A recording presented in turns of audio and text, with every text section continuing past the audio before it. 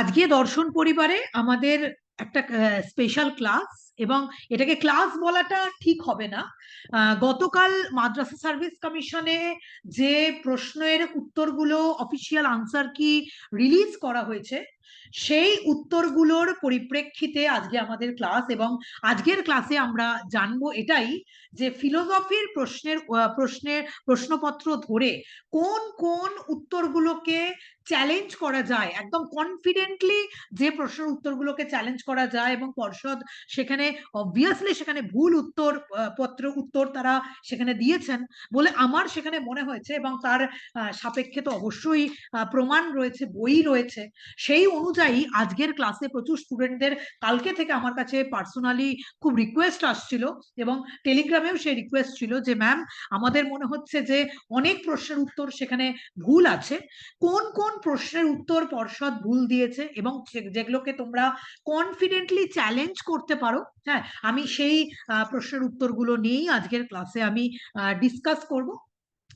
তো আমার কাছে যেটা, আমি এর আগেও যখন মাদ্রাসা সার্ভিস কমিশনের এক্সাম হয়েছিল, ঠিক তার পরদিনেই বা সেই দিনেই রাত্রেবেলা হয়তো আমি কিন্তু একটা আনঅফিসিয়াল আনসার কি দিয়েছিলাম। সেটা কিন্তু সি সিরিজ, অনেকগুলো সিরিজের তো প্রশ্ন হয়।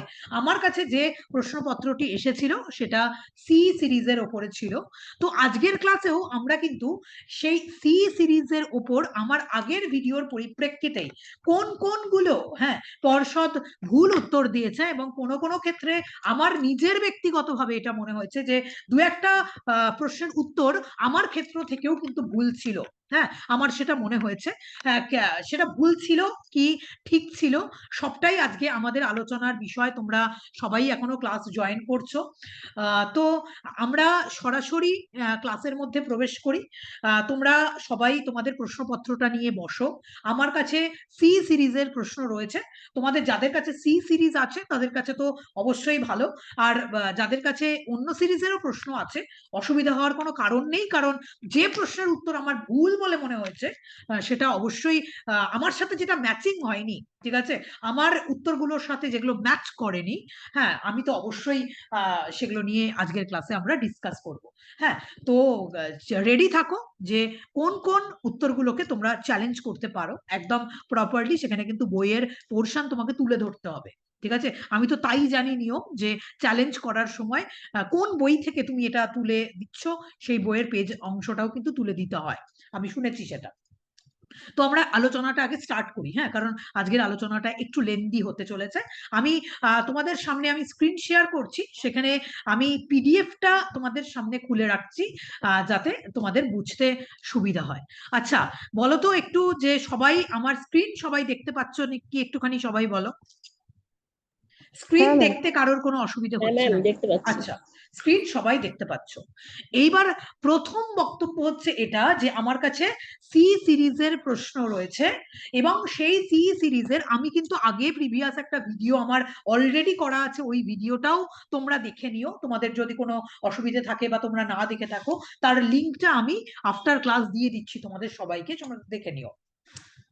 এইবার সি সিরিজের ফার্স্ট পেজের যে পাঁচটা প্রশ্ন আছে, হ্যাঁ, সেখানে কিন্তু আমার উত্তরের সঙ্গে পর্ষদের উত্তরের কিন্তু কোন রকম কোনো অমিল নেই। সুতরাং এক দুই সি সিরিজে 1 2 3 4 5, অর্থাৎ এই যে rationalism focuses upon reason, perception is only the adequate source of our knowledge, says by empiricism, the book meditation was written by Descartes.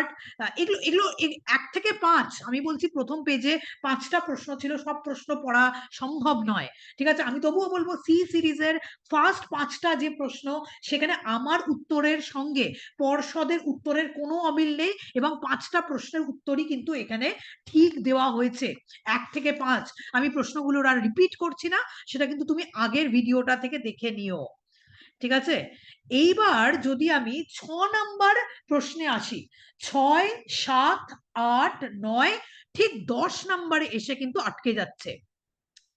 এই 10 নাম্বার প্রশ্ন যেটা রয়েছে, না 10 নাম্বারেও আটকাচ্ছে না, 6, 7, 8, 9, 10, এই 10টা প্রশ্নে আমার উত্তরের সঙ্গে পর্ষদের উত্তরের কিন্তু কোনো রকম কোনো অমিল নেই।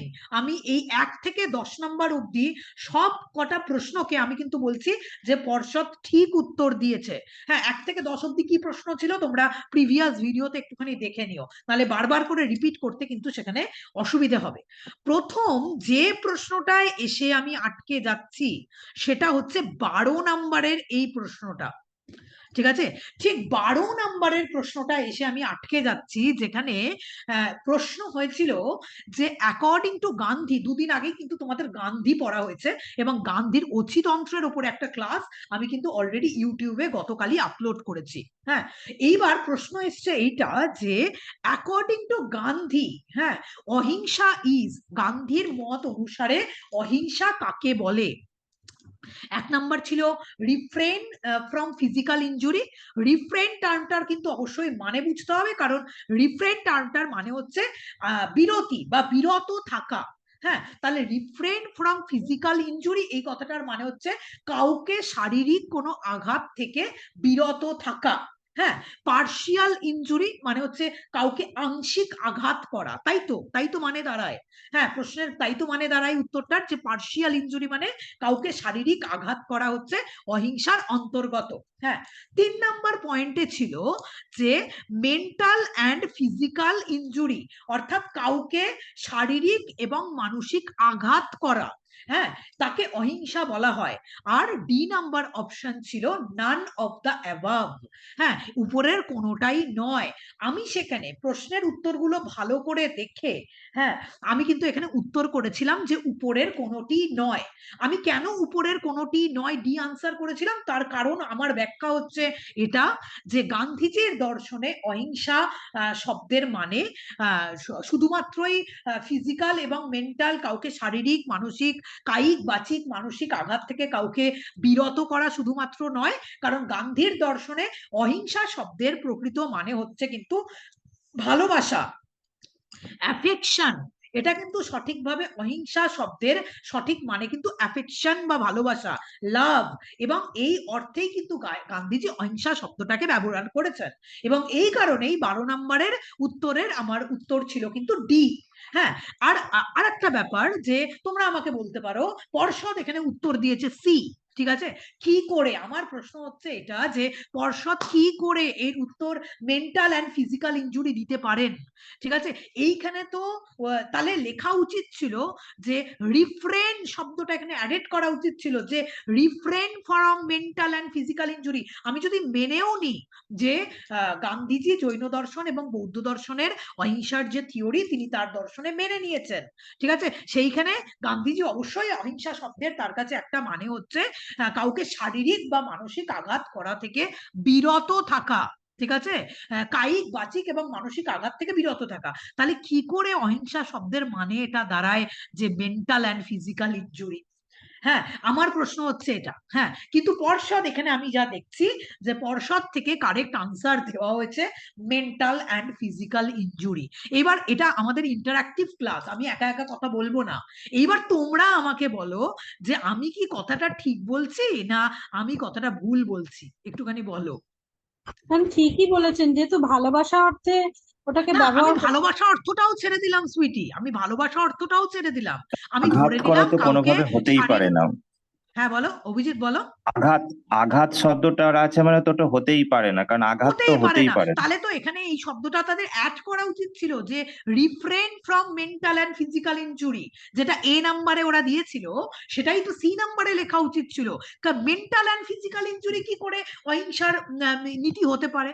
তাহলে এখানে যদি তবুও তারা বলতো যে refrain from mental and physical injury, আমি মানতাম যে তারা ঠিক কথা বলছেন, তারা আংশিক সত্য কথা বলছেন, খুব কনফিডেন্টলি আমি বলছি যে আমি ধরে নিতাম যে তারা আংশিক সত্য কথা বলছেন। এখানে তো আংশিক সত্যটাও প্রতিফলিত হচ্ছে না।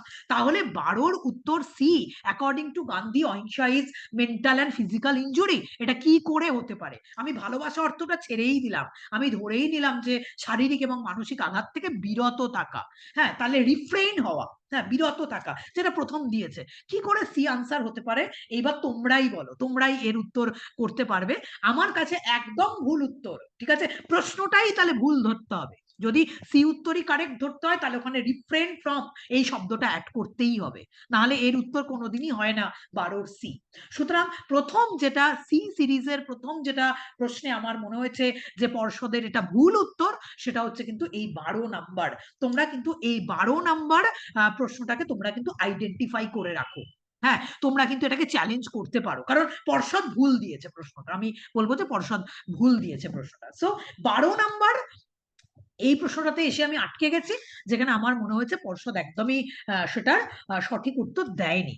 তারপরে 13, 14, 15, হ্যাঁ, কোনোটারই আনসার এখানে ভুল নয়, সবটাই আমার সাথে মিলে যাচ্ছে। আমি সেজন্য নতুন করে এটাকে রিপিট করছি না। হ্যাঁ, এইবার আমি আটকাচ্ছি হচ্ছে 20 নাম্বার প্রশ্নের উত্তরে। হ্যাঁ, দাঁড়াও, আমি একবার চেক করে দেখে নিই। 16, 17, 18, 19, 20। হ্যাঁ, আমরা এবার সরাসরি 20 নাম্বার যে প্রশ্নটা, এই দেখো 16, 17, 18, 19, 20 আমার উত্তরের সঙ্গে পর্ষদের উত্তরের কোনো অমিল নেই। হ্যাঁ, একদম ঠিকঠাক উত্তর দুজনের দিক থেকে মিলে গেছে। এইবার যে প্রশ্নে এসে আর একটা জায়গায় আমি আটকালাম, সেটা হচ্ছে এই 20 নাম্বার প্রশ্নটা। In which year did mercy killing get the legal approval in Netherlands? হ্যাঁ, আমি খুব বই থেকে এই কথাটা বলছি। আমরা সবাই তো বাংলা বইগুলোই পড়ে অভ্যস্ত, সবাই তোমরা বাংলা বইগুলো পড়েছো। এই ক্ষেত্রে সাম্মানিক নীতিবিদ্যা সমরেন্দ্র ভট্টাচার্যের বইটা ফলো করে আমি তোমাদের এখানে বলছি। খুব মানে প্রমিনেন্টলি এই লাইনটা এখানে লেখা আছে যে 1980 খ্রিস্টাব্দ থেকে নেদারল্যান্ডসে সৌজন্য হত্যা আইনের অনুমোদন লাভ করেছে। In which year did mercy killing get the legal approval in Netherlands? আমি সেখানে উত্তর তোমাদের অবশ্যই সেই ক্ষেত্রে করেছিলাম। 20 নাম্বারের উত্তর হবে কিন্তু বি, 1980, 1980। সেই জায়গাটাতে পর্ষদ এখানে উত্তর করেছে 1990 সাল। ঠিক আছে, এটা কিন্তু পর্ষদের উত্তর হচ্ছে 1990 সাল, আমি যেটা দেখলাম। আর আমার উত্তর হচ্ছে এখানে 1980 অ্যাকর্ডিং টু বুক। আমি বই থেকেই এই উত্তরটা ফলো করে দেখে নিয়ে আমি কিন্তু উত্তর দিয়েছি। সুতরাং তোমরা যদি 20 নাম্বার প্রশ্নটাকে চ্যালেঞ্জ করতে চাও, উত্তরটাকে চ্যালেঞ্জ করতে চাও, তো সমরেন্দ্র ভট্টাচার্যের বইয়ের ইউথেনেশিয়ার পার্টটা দেখে তোমরা কিন্তু এটাকে চ্যালেঞ্জ করতে পারো। এখানে কিন্তু খুব ভালোভাবে লেখা আছে 1980 খ্রিস্টাব্দ থেকে নেদারল্যান্ডসে সৌজন্য হত্যা আইনের অনুমোদন লাভ করেছে, লিগাল অ্যাপ্রুভাল পেয়েছে। ঠিক আছে, তো আমার সেকেন্ড প্রশ্ন, যেটা আমার মনে হয়েছে যে পর্ষদের উত্তরটা ভুল হতে পারে, এবং সেটা হচ্ছে কিন্তু 20 নাম্বার। আমি সেখানে বি উত্তর করেছিলাম, এবং B is the correct answer 1980।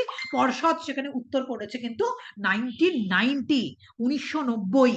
হ্যাঁ, তো 20 নাম্বার প্রশ্নটাও কিন্তু তোমরা এখানে মার্ক করে রাখো, যে অন্য কোনো জায়গা থেকে তোমরা পাও কিনা সেটাও দেখে রাখো। কারণ আমি বলছি সেটাই একমাত্র ঠিক বলছি, যদিও আমি বই থেকেই বলছি, তবুও তোমরা দেখে নেবে। 20 নাম্বার প্রশ্নটা কিন্তু এখানে তোমরা অবশ্যই মার্ক করে নেবে।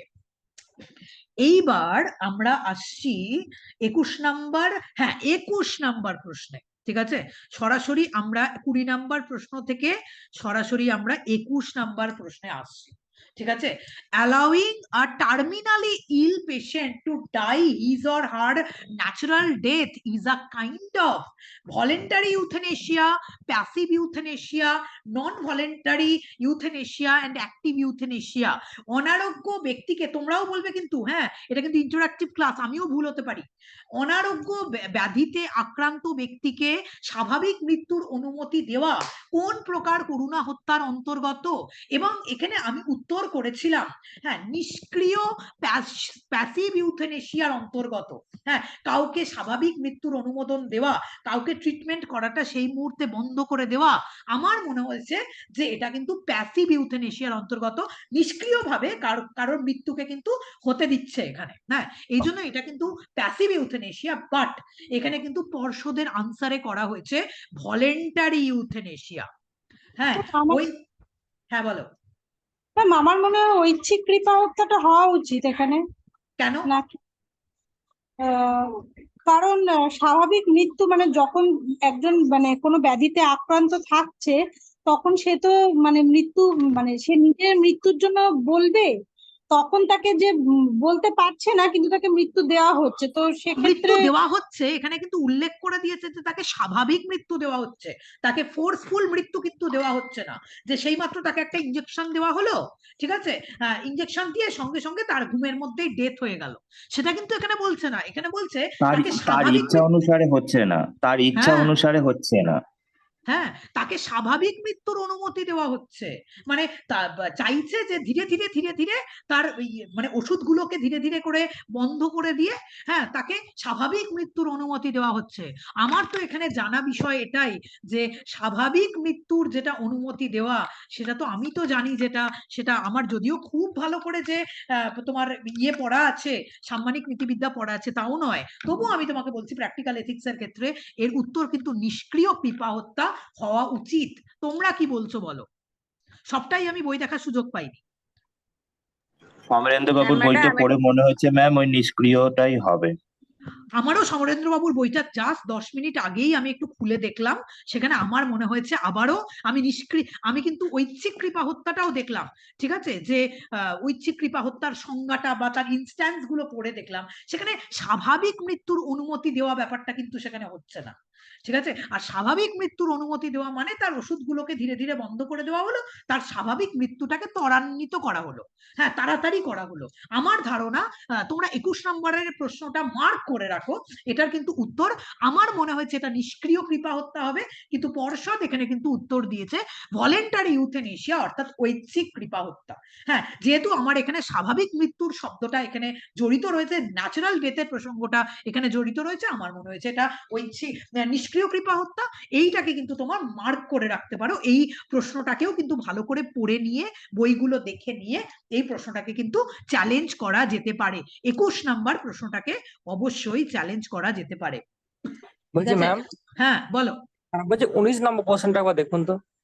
19 আমি অলরেডি তো পার করে গেলাম, 19 নাম্বার প্রশ্নের উত্তর ভুল আছে। 19 inside the basis of learning, ঠিকই তো আছে। ইনসাইট মানে হচ্ছে অন্তর্দৃষ্টিমূলক শিখন। হ্যাঁ, কফকা, কোহলার এন্ড ওয়ার্দিমার এবং এরা হচ্ছে গেস্টাল্ট মতবাদী, গেস্টাল্টরাই তো অন্তর্দৃষ্টিমূলক শিখনের কথা বলেছেন। সুতরাং 19 নম্বরের উত্তর তো এটাই হবে, ডি নাম্বার, ফ্রান্স কফকা, এটাই উত্তর হবে। পর্ষদ ঠিক উত্তর দিয়েছে, আমিও বলেছিলাম, কারণ এখানে গেস্টাল্ট মনোবাদী হলেন কিন্তু কফকা, কোহলার এবং ওয়ার্দিমার, এরা তিনজনে হলেন কিন্তু গেস্টাল্ট মনোবাদী, যারা ইনসাইট লার্নিং এর কথা বলেছেন, যারা অন্তর্দৃষ্টিমূলক শিখনের কথা বলেছেন। সুতরাং 19 নম্বরে D absolutely correct answer, Franz Kafka. হ্যাঁ, এইবার তাহলে হলো 21 নম্বরের প্রশ্নটা কিন্তু তোমরা মার্ক করে রাখো। তোমরা আরেকবার করে দেখে নিও, তোমাদের মনের মধ্যে যদি ডাউট থাকে, আমি যা বলছি তাই ঠিক বলছি তাই মেনে নিতে হবে এরকম ব্যাপার নেই। হ্যাঁ, কিন্তু আমি কিন্তু বলছি এটা নিষ্ক্রিয় কৃপা হত্যা হওয়া উচিত। পর্ষদ এখানে কিন্তু ভলেন্টারি ইউথেনেশিয়া এটার আনসার কিন্তু সে এখানে দিয়েছে। 21 নাম্বার। ম্যাম হ্যাঁ বলো। বলছি যে ওই ভলেন্টারি ইউথেনেশিয়া যদি হতো তাহলে তো ওষুধ প্রয়োগ করে মৃত্যু দেওয়া হতো, এবং Exactly. সেক্ষেত্রে স্বাভাবিক মৃত্যু তো হতো না, ওষুধের ফলে বিষক্রিয়ার ফলে অস্বাভাবিক মৃত্যু হতো, একদম তাই, এখানে স্বাভাবিক একদম মৃত্যু তাই, তো হতো না, সেই স্বাভাবিক জন্য মৃত্যু এখানে হতো না। নিষ্ক্রিয় কৃপা হত্যাই হবে। আর আমাদের দেশে আমার যতদূর মনে পড়ছে আমাদের দেশে অ্যাক্টিভ ইউথেনেশিয়া স্বীকৃত নয়। না, আমাদের দেশে স্বীকৃত নয়, কিন্তু যাই তো, এখানে তো আমাদের দেশের কথা বলা হয়নি, মানে কিন্তু আমি বিভিন্ন এমনি জায়গায় বললাম ma'am। বিভিন্ন হ্যাঁ দেশে কিন্তু নিষ্ক্রিয় কৃপা হত্যা স্বীকৃত হয়ে আছে, বিভিন্ন হ্যাঁ দেশে। হ্যাঁ হ্যাঁ, হ্যাঁ নিষ্ক্রিয়, এটা আই থিঙ্ক এটার উত্তর কিন্তু বি হবে, তোমরা একটু চেক করে নিও, আবারও বলছি 21 নম্বরে বি হবে। এবার 22, 23, 24, 25 আমার প্রশ্নের উত্তরের সঙ্গে পর্ষদের প্রশ্নের উত্তরের ভুল নেই, মানে মিল রয়েছে। সুতরাং আগের আমার ভিডিওটা দেখে নিও, তাহলে ঠিক হবে। এইবার যেটাতে মানে মোস্ট মানে ভুল উত্তর যেটা আমার মনে হয়েছে এই 26 নাম্বারটা, গতকালই আমি তোমাদের পড়িয়েছি, হ্যাঁ, তোমরা নিজেরা উত্তর বলবে। হ্যাঁ, সেটা হচ্ছে which theory advocate the idea the greatest good of all which includes the good of the greatest number, A utilitarianism, B Sarvodaya, C anarchism, D none of the above. এখানে আমি উত্তর করেছিলাম সর্বোদয়, এখানে পর্ষদ উত্তর করেছে ইউটিলিটারিয়ানিজম। তোমরা কি বলবে বলো? কোন কোন দর্শন এটা বলেছে গ্রেটেস্ট গুড এটা অফ অল? সর্বদয় ম্যাম, গান্ধীজির সর্বদয় হবে। এটা গান্ধীজির সর্বোদয় সর্বদাই হবে, সর্বোদয়ই হবে। কালকেও অচিতন্ত্রের ক্লাসে লাস্টে এটা দিয়ে আমি শেষ করেছি, তার কারণ এখান থেকে বারবার করে প্রশ্ন আসে বলে, এবং মাদ্রাসাতেও এই প্রশ্নটা এসেছে। হ্যাঁ, ইউটিলিটারিয়ানিজমের কনসেপ্ট হচ্ছে এটা যে সর্বাধিক সংখ্যক ব্যক্তির সর্বাধিক সুখ। হ্যাঁ, কিন্তু সর্বোদয়ের কনসেপ্ট এটা যে সর্বাধিক সংখ্যক সুখ সকল মানুষের জন্য, গ্রেটেস্ট গুড অফ অল এই শব্দটা দিয়ে। হ্যাঁ, greatest good of greatest number of people নয়, গ্রেটেস্ট গুড অফ অল, এবং এটা সর্বোদয়ের কনসেপ্ট। খুব কনফিডেন্টলি আমি তোমাকে বইয়ের পেজের ছবি তুলে দিতে পারি যে এটা কিন্তু ইউটিলিটারিয়ানিজম কনসেপ্ট নয়। এটা যদুনাথ সিনহার বইতে খুব সুন্দরভাবে একটা ছোট্ট প্যারাতে এটা লেখা আছে। 26 নম্বরের প্রশ্নের যেটা উত্তর 100% কেন 1000% কনফিডেন্টলি তুমি এখানে চ্যালেঞ্জ করতে পারো যে এ হচ্ছে রং আনসার, এ হচ্ছে একদম ভুল। এটা 26-এর যেটা কারেক্ট আনসার হবে সেটা কিন্তু বি সর্বোদয় হচ্ছে কিন্তু তোমার কারেক্ট আনসার। 26 নম্বরের বি সর্বোদয় কারেক্ট আনসার, এটা কিন্তু কখনোই ইউটিলিটারিয়ানিজমের থিওরির মধ্যে পড়বেই না। গতকালের ক্লাসটা দেখলেও তোমরা কিন্তু বুঝতে পারবে, আমি সেখানে কিন্তু আলোচনা করে দিয়েছি। এইবার 27, 28, 29 মোটামুটি ভাবে কোনো রকম কোনো ভুল নেই। এইবার আমি যেটা আবার একটা এর পরের ভুলটা আমি যেটা দেখতে পাচ্ছি সেটা হচ্ছে 31 নাম্বার প্রশ্নতে এসে আমি একটা ভুল দেখতে পাচ্ছি। ঠিক আছে, ভুল দেখতে পাচ্ছি বলাটা ঠিক হবে না, আমি একটু কনফিউজড এই উত্তরটা নিয়ে। হ্যাঁ, এবার 31 নাম্বার যে প্রশ্নটা, যে the main driving force of social change, সমাজ পরিবর্তনের মূল চালিকা শক্তি কি? হ্যাঁ, এটা একটু কনফিউজড আমি এই উত্তরটা নিয়ে, আমি কনফিডেন্টলি উত্তরটা বলছি না, তোমরা মার্ক করতে পারো। The main driving force of social change is political system, social system, economic system and ethical system. তুমি যদি এই ক্ষেত্রে মার্কসের মন্তব্য মেনে নিয়ে চলো, মার্কসের বক্তব্য মেনে নিয়ে চলো, তাহলে এখানে কিন্তু আমাদের কন্টিনিউয়াসলি যে দুটো শ্রেণীর মধ্যে, বুর্জোয়া শ্রেণীর মধ্যে, হ্যাঁ প্রলেতারিয়াতদের মধ্যে যে শ্রেণী সংগ্রাম হচ্ছে, ধনী দরিদ্রদের মধ্যে যে শ্রেণী সংগ্রাম হচ্ছে, সেই শ্রেণী সংগ্রামই কিন্তু আমাদের সমাজ পরিবর্তনের মূল চালিকা শক্তি। এবার এই যে শ্রেণী সংগ্রাম সেটা কার উপর ডিপেন্ড করে দাঁড়িয়েছিল? According to marks, Karl Marx, এই শ্রেণী সংগ্রাম কিন্তু অর্থনৈতিক ব্যবস্থা বা ইকোনমিক সিস্টেমের উপরে ডিপেন্ড করে দাঁড়িয়েছিল, অ্যাকর্ডিং টু কার্ল মার্কস। আমার মনে হয়েছে এটা the main driving force of social change according to Karl Marx, সেটা কিন্তু ইকোনমিক সিস্টেম। পর্ষদ এখানে উত্তর দিয়েছে ইকোনমিক সিস্টেম। হ্যাঁ হ্যাঁ, economic system one of the major reason তুমি বলতেই পারো, ঠিক আছে, কিন্তু আমি এখানে উত্তর করেছিলাম সোশ্যাল সিস্টেম। আমি বিভিন্ন জায়গায় গুগলে বিভিন্নভাবে সার্চ করে এই উত্তরটা আমার মনে হয়েছিল যে যেহেতু এখানে কার্ল মার্কসের বক্তব্য উল্লেখ করা নেই, এই জন্য এই উত্তরটা কিন্তু সামাজিক যে বিভাজন সেটার উপরেই ডিপেন্ডেন্ট। কিন্তু অ্যাকর্ডিং টু কার্ল মার্কস এটা কিন্তু উত্তর হবে তোমার ইকোনমিক সিস্টেম। কারণ এই যে শ্রেণী সংগ্রাম যে হচ্ছে কন্টিনিউয়াসলি, এই শ্রেণী সংগ্রাম কেন হচ্ছে? আমাদের সমাজের যে অর্থনৈতিক ব্যবস্থা তার উপরেই তো এই শ্রেণী সংগ্রামটা হচ্ছে, যার জন্য সমাজের পরিবর্তন সাধিত হচ্ছে। এই জন্য পর্ষদ উত্তর দিয়েছে সি, আমি উত্তর দিয়েছি বি। আমি কনফিউজড, ঠিক আছে, আমার এখানে মনে হচ্ছে যে অ্যাকর্ডিং টু মার্কস এটা উত্তর হলে কিন্তু ঠিক থাকতো। হ্যাঁ, এখানে কিন্তু 31 নাম্বার প্রশ্নটাও তোমরা কিন্তু পরবর্তীকালে একটুখানি চেক করতে পারো, এই প্রশ্নটা তুমি চ্যালেঞ্জ করবে কি করবে না। যদিও আমার আরেকটু ভাবে ইন ডিটেল ভিতরে বিষয়টা দেখা হয়নি বা পড়া হয়নি, তবু আমি এখানে সোশ্যাল সিস্টেম আনসার করেছিলাম, বাট পর্ষদের উত্তর কিন্তু এখানে ইকোনমিক সিস্টেম। এইখানে কিন্তু আমি একটা ডিফারেন্স দেখতে পাচ্ছি। হ্যাঁ, ও no doubt one of the major reason কিন্তু তোমার ইকোনমিক সিস্টেম, যার জন্য সোশ্যাল চেঞ্জ বা সামাজিক পরিবর্তন হয়। হ্যাঁ, কিন্তু সেটা অ্যাকর্ডিং টু কার্ল মার্কস, হ্যাঁ সব সিস্টেম অনুযায়ী কিন্তু নয়। হ্যাঁ, তবুও এখানে পর্ষদের উত্তর কিন্তু সি ইকোনমিক সিস্টেম আছে। হ্যাঁ, একটু 31 নাম্বার যে প্রশ্নটা আমি বললাম সেই প্রশ্নটা তোমরা কিন্তু একটুখানি চেক করো। হ্যাঁ, 31 নাম্বারটা। আর 33 নাম্বারটা আমি ভুল দিয়েছিলাম, এটা আমার বারবার করে সেই দিনই আমি রেকটিফাই করেছিলাম, তবু আজকে আবারও রেকটিফাই করছি যে তোমরা এটা জানোই সবাই উত্তর, যে suicide is regarded as illegal from ethical stand point by Immanuel কান্টই উত্তর হবে। হ্যাঁ, ধর্মীয় ধর্মীয় দিক থেকে অগাস্টাইনের ব্যাখ্যা ছিল, আমি বারবার করে ধর্ম দিকটাই দেখেছিলাম, বাট এখানে তো এথিক্যাল স্ট্যান্ড পয়েন্ট বলেছিল। তো suicide is regarded as illegal from ethical stand point by Immanuel Kant.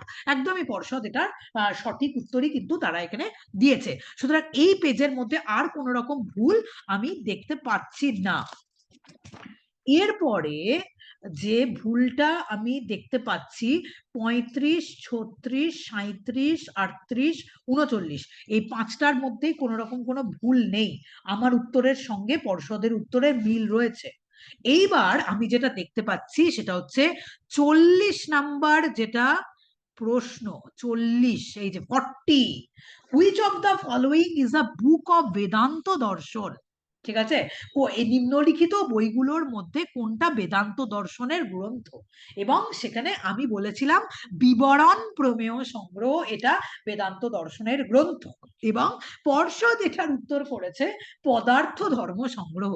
হ্যাঁ, পদার্থ ধর্ম সংগ্রহ কি বেদান্ত দর্শনের গ্রন্থ? না, বৈশেষিক এক্স্যাক্টলি তোমরা নিজেরাই জানো যে এটা বৈশেষিক দর্শনের একটা প্রামাণ্য গ্রন্থ। পদার্থ ধর্ম সংগ্রহ এটা কি করে বেদান্ত দর্শনের গ্রন্থ হলো? 40 নাম্বারের উত্তর কিন্তু পর্ষদ এটা ভুল দিয়েছে। বেদান্ত দর্শনের গ্রন্থ কিন্তু কখনোই পদার্থ ধর্ম সংগ্রহ নয়। ঠিক আছে, হ্যাঁ বলো। সর্বদর্শন সংগ্রহ হলে তবু বলতে পারা যায়, কারণ ওখানে সব ধর্মের আলোচনা করা আছে, কিন্তু ওটা তো কোনোভাবেই নয়। না, সর্বদর্শন সংগ্রহ তুমি বেদান্ত দর্শনের গ্রন্থ বলা যাবে না। তার কারণ হচ্ছে সায়ন মাধব পরবর্তীকালে সমস্ত দর্শনগুলোকে একত্রিত করার কাজ করেছিলেন এই সর্বদর্শন সংগ্রহ গ্রন্থে। ঠিক আছে, কিন্তু হ্যাঁ, খানিকটা পরিমাণে বেদান্ত দর্শনের আলোচনা তো তবুও সর্বদর্শন সংগ্রহে পাওয়া যায়, কিন্তু পদার্থ ধর্ম সংগ্রহ তো কোনোদিনই নয়। সুতরাং 40 নাম্বারের প্রশ্নের উত্তর অ্যাবসলিউটলি রং। তোমরা চ্যালেঞ্জ করো, হ্যাঁ, এটার উত্তর কিন্তু পদার্থ ধর্ম সংগ্রহ কখনোই হবে না। এটার উত্তর কিন্তু বিবরণ প্রমেয় সংগ্রহ হবে। আমাদের সিইউতে ক্যালকাটা ইউনিভার্সিটিতে মাস্টার্সে বিবরণ প্রমেয় সংগ্রহ পড়ানো হতো বেদান্ত দর্শনের একটা গ্রন্থ হিসাবে আমরা পড়েছিলাম। সুতরাং আমরা জানি ভালো মতো এটা পদার্থ ধর্ম সংগ্রহ কখনোই কিন্তু এর আনসার হতেই পারে না। সুতরাং 40 নাম্বারের প্রশ্নটা খুব কনফিডেন্টলি তোমরা কিন্তু চ্যালেঞ্জ করতে পারো। এইবার আর একটা জায়গা খুব ইম্পর্টেন্ট, এই জন্য বলেছিলাম যে সবাই অ্যাটেন্ড করো। হ্যাঁ, দ্য মেথড অফ ফিলোসফি, এই যে 42 নাম্বারের প্রশ্নটা, হ্যাঁ, এটা কিন্তু বেশ ইম্পর্টেন্ট একটা প্রশ্ন। The method of philosophy accepted by Rene Descartes. Rene Descartes তার দর্শনে কি তার নিশ্চিত সত্যে উপনীত হওয়ার জন্য তিনি কাকে পদ্ধতি হিসাবে গ্রহণ করেছিলেন? সেখানে উত্তর রয়েছে mathesis universalis, method of doubt, only A, both A and B. এখানে আমি মনে হয় যত সম্ভব আনসার করেছিলাম যে এখানে মেথড অফ ডাউট হচ্ছে কারেক্ট আনসার, কারণ সংশয়কে তারা এখানে একটা পদ্ধতি হিসাবেই গ্রহণ করেছিলেন রেনে ডেকার্ট সুনিশ্চিত সত্য জ্ঞান লাভ করার জন্য। এখানে পর্ষদ উত্তর দিয়েছে হ্যাঁ both A and B, and it is the correct answer. হ্যাঁ, অন্য দিক থেকে কারণ এটাই কারেক্ট আনসার হবে, both A and B. Mathesis universalis এটা কিন্তু একটা নাম্বার সিস্টেম, যেটা কিন্তু রেনে ডেকার্ট তার দর্শনে স্বীকার করেছিলেন, এবং লাইবনিজও কিন্তু তার দর্শনে এই ম্যাথেসিস ইউনিভার্সালিসের যে কনসেপ্টটা সেটা কিন্তু তোমার রেনে ডেকার্ট এই দুটো কনসেপ্টই তার দর্শনে কিন্তু স্বীকৃত। সত্যি তো এখানে কোনোভাবেই কোথাও দেয়নি যে হচ্ছে নিশ্চিত সত্য জ্ঞানের উপায় হিসাবে তিনি কোন পদ্ধতি অবলম্বন করেছিলেন। সেখানে শুধুমাত্র মেথড অফ ডাউট হলেও সেখানে হতো, কিন্তু এই ম্যাথেসিস ইউনিভার্সালিসের যে কনসেপ্ট, হ্যাঁ, এটা কিন্তু রেনে ডেকার্টেরই কনসেপ্ট। এটা রেনে ডেকার্ট এবং তার সাথে সাথে কিন্তু লাইবনিজ গণিতের পদ্ধতি হিসাবে তিনি কিন্তু এটা ম্যাথেসিস ইউনিভার্সালিস কিন্তু রেনে ডেকার্ট তার দর্শনে স্বীকার করেছিলেন। সুতরাং 42-এর উত্তর হ্যাঁ শুধু মেথড অফ ডি ডাউট। বলেছিলেন। তাই আমি ডি বলেছিলাম? হ্যাঁ, আমার তো এখানে যা দাগ দেওয়া আছে আপনি ডি বলেছিলেন। ও আচ্ছা আচ্ছা, মানে আমি এখানে তাহলে হয়তো দাগ দিতে এখানে ভুল করেছিলাম। হ্যাঁ, তাহলে তো ঠিকই আছে। আমি অভিজিৎ একটু কারেক্ট করে দিও। প্রথম আপনি সংশয় পদ্ধতি বলেছিলেন, তারপর আবার বললেন না এ বি দুটোই হবে। তাহলে হয়েই গেল। তাহলে 42-এর কারেক্ট আনসার কিন্তু D, both A and B, অর্থাৎ mathesis universalis and method of doubt দুটোই কিন্তু এখানে কারেক্ট আনসার। এইবার 43 নম্বরের উত্তরে ভুল নেই, 44 নম্বরের উত্তরে ভুল নেই, 45 43 নম্বরের উত্তরে ভুল নেই, 44 নম্বরের উত্তরে ভুল নেই, 45-এও কিন্তু কোনো রকম কোনো ভুল নেই, 46-এও ভুল নেই, 47-এও ভুল নেই, 48-এ মহা একটা ভুল রয়েছে পর্ষদের উত্তরে। আমার উত্তরের সাথে বাকিগুলো কিন্তু মিলে গেছে, ঠিক আছে। এইবার 48 নাম্বারটা তোমরা দেখো, অ্যাকর্ডিং টু গান্ধী, কালকেই পড়াচ্ছিলাম অচিতন্ত্র পড়াতে গিয়ে, according to Gandhi satyagraha is weapon of the weak, দুর্বলদের হাতিয়ার, weapon of the peace wanting people, শান্তিকামী মানুষের হাতিয়ার, ওয়েপন অফ দ্য স্ট্রং, শক্তিশালীর হাতিয়ার, and weapon of the morally vigilant and the active. অর্থাৎ এর উত্তর অবশ্যই ভাবে, এখানে আমি উত্তর দিয়েছিলাম 48-এর, অবশ্যই কনফিডেন্টলি ডি উত্তর হবে। পর্ষদ এখানে উত্তর দিয়েছে weapon of the peace wanting people. না না না না না না, শান্তিকামী মানুষদের হাতিয়ার এটা নয়, ঠিক আছে। এটা যারা মরালি ভিজিলেন্ট এবং যারা নৈতিকভাবে অত্যন্ত সক্রিয়, হ্যাঁ, প্রতিহত করার ক্ষমতা যারা রাখে, weapon of the morally vigilant and the active, অর্থাৎ সক্রিয়দেরই এটা হাতিয়ার, ঠিক আছে। নৈতিকভাবে সচেতন এবং সক্রিয়দেরই এটা হাতিয়ার, এটা কোনোদিনই পিস ওয়ান্টিং পিপলের হাতিয়ার নয়, অ্যাকর্ডিং টু গান্ধী। যে গান্ধী ভালো করে পড়বে, গান্ধী ভালো করে জানবে, সে এই উত্তরটা সঠিক ডি করে আসবে। এটা 48-এর ডি হচ্ছে correct answer, B is wrong answer, B ভুল উত্তর, ঠিক আছে। গান্ধীজি শান্তিকামী মানুষদের কথা ভেবে, হ্যাঁ, তাদের ওয়েপনের কথা হিসাবে তারা বলেননি, তিনি যারা নৈতিকভাবে অত্যন্ত সচেতন মানুষ তাদের কথার অনুযায়ী তিনি কিন্তু সত্যাগ্রহের কথা বলেছিলেন, সত্যের পথ অবলম্বন করা, অহিংসার পথ অবলম্বন করা। সুতরাং 48-এর ডি কারেক্ট আনসার, বি নয়, পিস ওয়ান্টিং পিপল হবে না, ঠিক আছে। 48-এর ডি কিন্তু কারেক্ট আনসার হবে। হ্যাঁ, এটা যদি তোমরা আমাকে বলো আমিও এটা দেখিয়ে দিতে পারি, ঠিক আছে, যে কারেক্ট আনসারটা কি হচ্ছে। হ্যাঁ, এটা যদুনাথ সিনহার বইতেও খুব সুন্দরভাবে এটা ব্যাখ্যা করা আছে, এটা লেখা আছে। হ্যাঁ, তো তাহলে 48-এর প্রশ্নটা কিন্তু তোমরা একদম চ্যালেঞ্জ করতে পারো, 48-এরটা। হ্যাঁ, তারপরে 49, 50। বাংলা বইও রয়েছে ম্যাম ওটা। আচ্ছা, বাংলা বইতেও তাহলে রয়েছে, হ্যাঁ, তাহলে বাংলা অসুবিধা বইও নেই। রয়েছে। আচ্ছা আচ্ছা, 49 আর 50, এখানে 50-এর মধ্যে আর কোন রকম কোনো ভুল আমি দেখতে পাচ্ছি না। এইবার সরাসরি 51 নাম্বার প্রশ্নে আসি। 51 নাম্বারটাও ঠিক, 52 নাম্বারটাও ঠিক, 53 নাম্বারটাও ঠিক, হ্যাঁ 54 নাম্বারটা আমি ডাউটে ছিলাম, পর্ষদ ঠিক উত্তর দিয়েছে। ইন্ট্রোস্পেকশন, হ্যাঁ এখানে আমি অন্য সেন্সে বলেছিলাম, বাট 54 নাম্বার তোমরা নিজেরা সবাই ঠিক করেছো, আমি ভুল বলেছিলাম। এটা অন্তর্দর্শন একটা পার্সোনাল মেথডের মধ্যে এখানে বলা হয়েছে, কারণ সত্যি সত্যি তো আমি আমার অন্তর্দর্শন করতে পারি, আমি তো অন্য ব্যক্তির অন্তর্দর্শন করা আমার পক্ষে তো কখনো সম্ভব হয় না। সুতরাং এটাকে অবজেক্টিভ মেথড বলাটা মোটেও যুক্তিসঙ্গত হবে না। এখানে 54 নম্বরের কারেক্ট আনসার পার্সোনাল। এটা আমার সাথে পর্ষদের যেহেতু কনফ্লিক্ট ছিল প্রশ্নের উত্তরে, এই জন্য আমি এটা কারেক্ট করে দিলাম। আমি নিজেকে ভুল প্রমাণ, আমি ভুল করেছি, উত্তর এটা অ্যান অবজেক্টিভ মেথড হবে না। যদিও এটা প্রমাণিত সত্য যে অন্তর্দর্শন একটা পদ্ধতি, আমি সেই অনুযায়ী অবজেক্টিভ মেথড বলেছিলাম, বাট এখানে পর্ষদ যে পার্সোনাল উত্তর দিয়েছে ব্যক্তিনিষ্ঠ পদ্ধতি, কারণ এই দিক থেকে যদি আমি যুক্তিটা দেখি যে আমি আমার অন্তর্দর্শন করতে পারি, অন্য ব্যক্তির অন্তর্দর্শন করা আমার পক্ষে সম্ভব না, সুতরাং এটা একটা পার্সোনাল মেথড। সুতরাং 54 নাম্বারটা অবশ্যই আমি পার্সোনাল মেথডের মধ্যেই ধরছি, 54 নাম্বারটা। হ্যাঁ, এবার 55 নাম্বারটা নিয়েও ডাউট রয়েছে।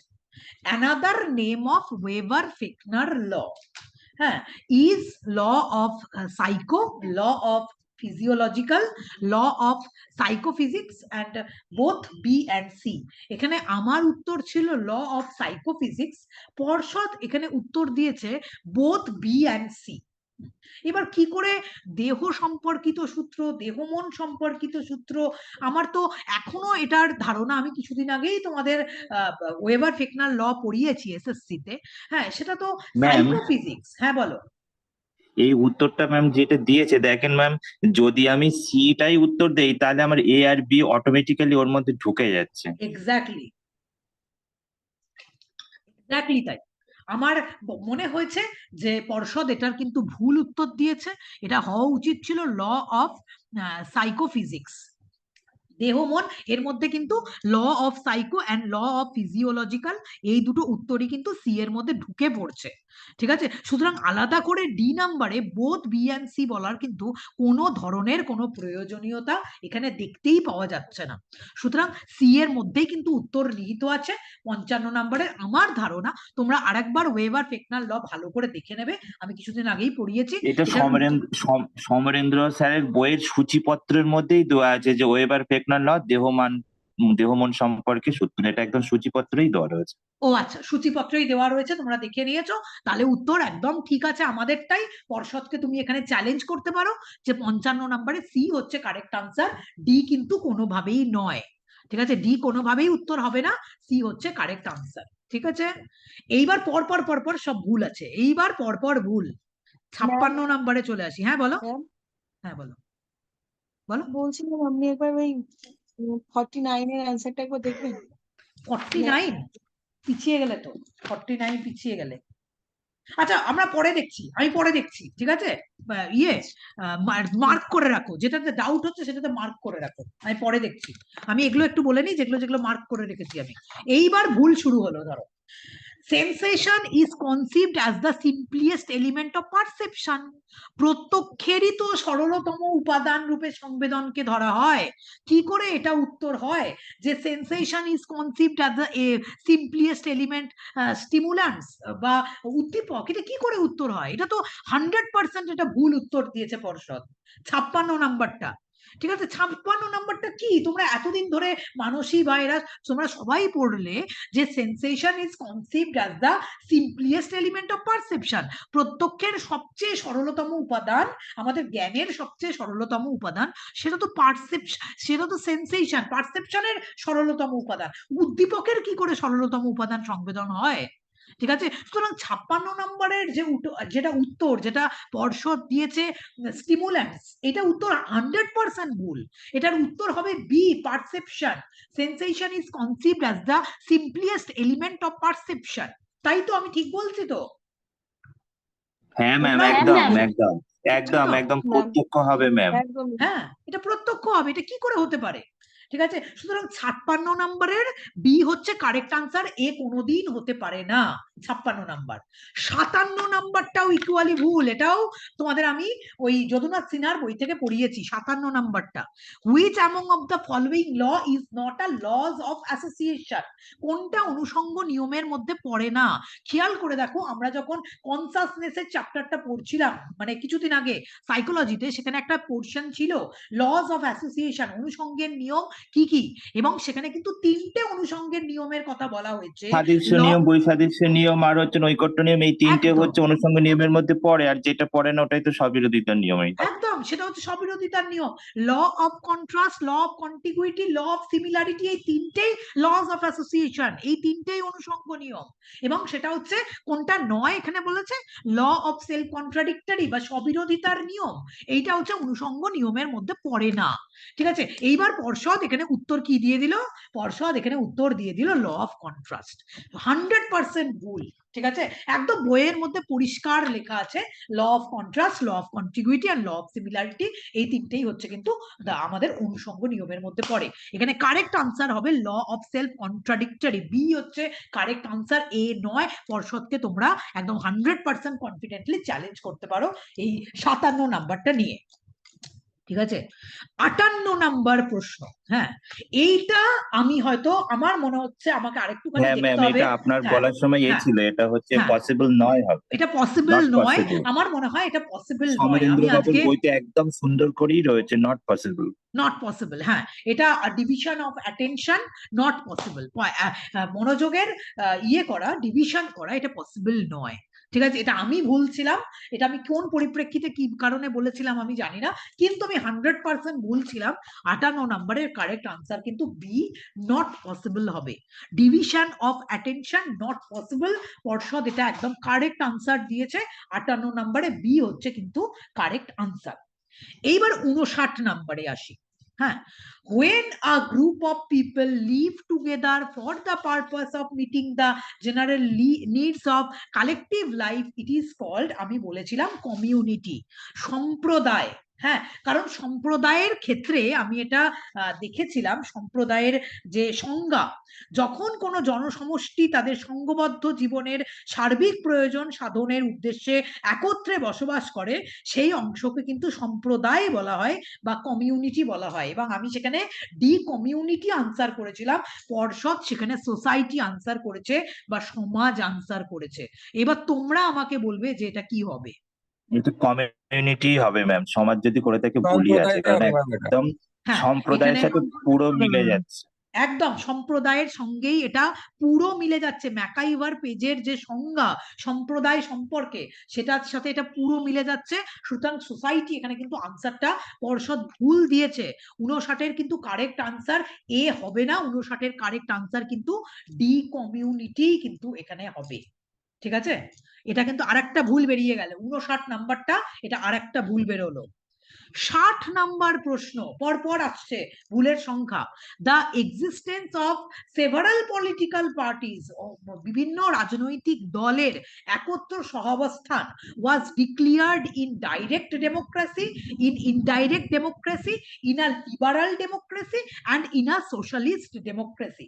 আমি এখানে তোমাদের আনসার করেছিলাম যে ইন আ লিবারাল ডেমোক্রেসি, কারণ উদারনৈতিক গণতন্ত্রেই অনেকগুলো পার্টি এখানে একসাথে কিন্তু সহাবস্থান করতে পারে, এটা কিন্তু উদারনৈতিক গণতন্ত্রের একটা বৈশিষ্ট্য। এখানে পর্ষদ আনসার করেছে ইন ডাইরেক্ট ডেমোক্রেসি। হ্যাঁ, কি করে হতে পারে? ডাইরেক্ট ডেমোক্রেসির সংজ্ঞাই হচ্ছে এটা, যে ডাইরেক্ট ডেমোক্রেসিতে পিপল বা জনগণ, আমি কাল পরশুর মধ্যেই তোমাদের ডেমোক্রেসির ওপর একটা খুব সুন্দর ইন জেনারেল ক্লাস নেবো, সেখানে এই বিষয়গুলো আবার করে ভালো করে বোঝাবো। ডাইরেক্ট ডেমোক্রেসির নিয়মই হচ্ছে এটা, যে ডাইরেক্ট ডেমোক্রেসিতে পিপল সরাসরি পার্টিসিপেট করে, সেখানে কোনো পলিটিক্যাল পার্টিস থাকে না, কোনো রিপ্রেজেন্টেটিভ থাকে না। ডাইরেক্ট ডেমোক্রেসির মানেই হচ্ছে যেখানে পিপল সরাসরি কিন্তু মানে তোমার সরকারের সঙ্গে যুক্ত হচ্ছে সমস্ত জনগণ। হ্যাঁ, এবং প্রাচীন গ্রিসে এই ধরনের ডেমোক্রেসির কথা সেখানে কিন্তু ছিল, যেখানে ছোট ছোট ছোট ছোট জনপদ, হ্যাঁ, এবং সেখানে ছোট ছোট জনপদ হওয়ার কারণে সব মানুষরাই সেখানে ডাইরেক্টলি কিন্তু সরকারে বা সরকারের ডিসিশন মেকিং এ পার্টিসিপেট করতে পারতো। এটা কিন্তু ডাইরেক্ট ডেমোক্রেসির লক্ষণ বা ডাইরেক্ট ডেমোক্রেসির বৈশিষ্ট্য, যেটা প্রাচীন গ্রিসে ছিল। কিন্তু যে the existence of several political parties was declared in a liberal democracy, পর্ষদ কি করে এটার উত্তর ডাইরেক্ট ডেমোক্রেসি দেয়? ঠিক আছে, ডাইরেক্ট ডেমোক্রেসি কখনোই এটার উত্তর হতেই পারে না, এটা কিন্তু লিবারাল ডেমোক্রেসি হবে। এটা কিন্তু 60 নাম্বারের সি কারেক্ট আনসার, এ কিন্তু কোনোভাবেই নয়, ডাইরেক্ট ডেমোক্রেসি কোনোভাবেই নয়, এটা আমি তোমাদের বললাম। 60 নাম্বার, ঠিক আছে, এটাকেও কিন্তু তোমরা মার্ক করে রাখো। এইবার 60 নাম্বারের পরে সরাসরি আমরা আসবো 62 নাম্বারে। কি বলবো আর তোমাদের, ম্যাম 60-এর অ্যান্সারটা একবার বলুন তো। 60-এর আনসার, 60-এর আনসার হ্যাঁ তোমার ম্যাম। হবে হচ্ছে ইন আ লিবারাল ডেমোক্রেসি, উদারনৈতিক গণতন্ত্রে অনেকগুলো পলিটিক্যাল পার্টি সেখানে কিন্তু হ্যাঁ, অনেক পলিটিক্যাল পার্টি সেখানে কিন্তু একত্র সহাবস্থান করতে পারে in a liberal democracy. Direct ডেমোক্রেসিতে পিপল সরাসরি সরকারের সঙ্গে যুক্ত হয়, প্রত্যেকটা জনগণ, সেটা ডাইরেক্ট ডেমোক্রেসির বৈশিষ্ট্য। আমি তোমাদের পড়াবো এটা ভালো করে, ঠিক আছে? আচ্ছা দাঁড়াও, আমার চার্জ শেষ হয়ে গেছে, দাঁড়াও তো একটু চার্জটা দিয়ে দাও তো, এই দাঁড়াও তো।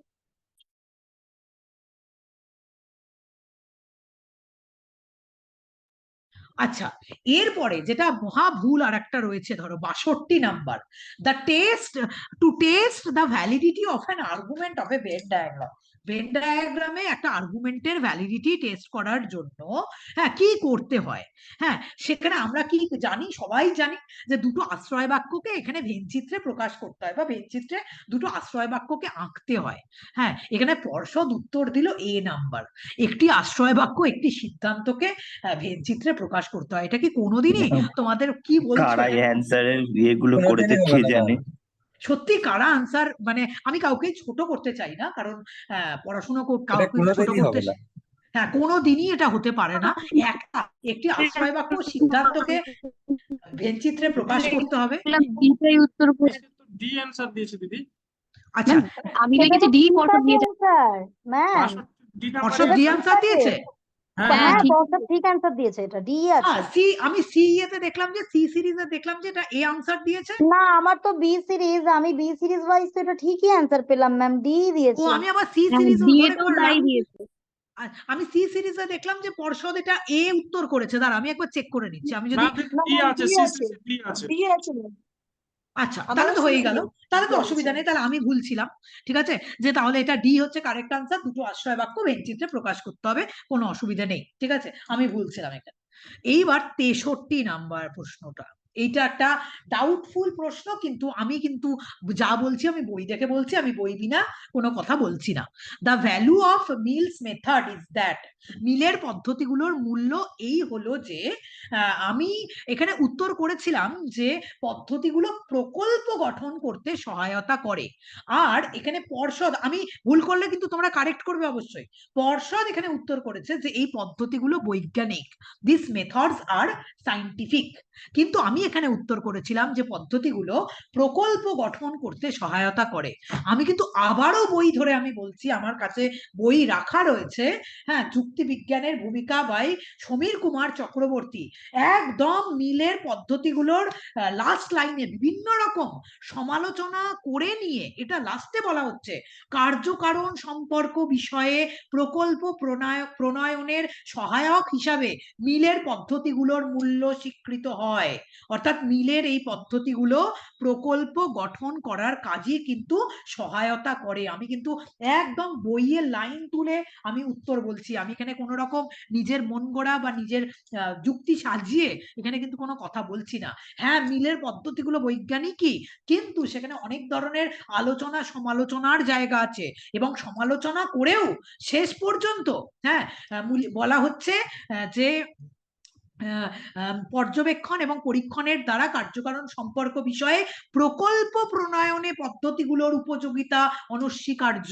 এর উত্তর কিন্তু যদি তুমি কারেক্টলি বলো, এর উত্তর কিন্তু আমি এখনো বলবো, আমি বই ধরে বলবো, সমীর বাবুর বইতে একদম লাস্টে আরোহ অনুমান আলোচনা প্রসঙ্গে 38 পেজের লাস্ট লাইনে এটা বলা হচ্ছে যে কার্যকারণ সম্পর্ক বিষয়ে প্রকল্প প্রণয়নের সহায়ক হিসাবে মিলের পদ্ধতিগুলোর মূল্য স্বীকৃত হয়। এবং আমি এটা 100% জানি সমীর বাবু কোনোদিনই বইতে ভুল লিখবেন না, কারণ বাংলা বই হিসাবে লজিকে সমীর বাবুর বই হচ্ছে সবচেয়ে অথেন্টিক বই, যে বইতে কোনো রকম কোনো ভুল পাওয়া যায় না।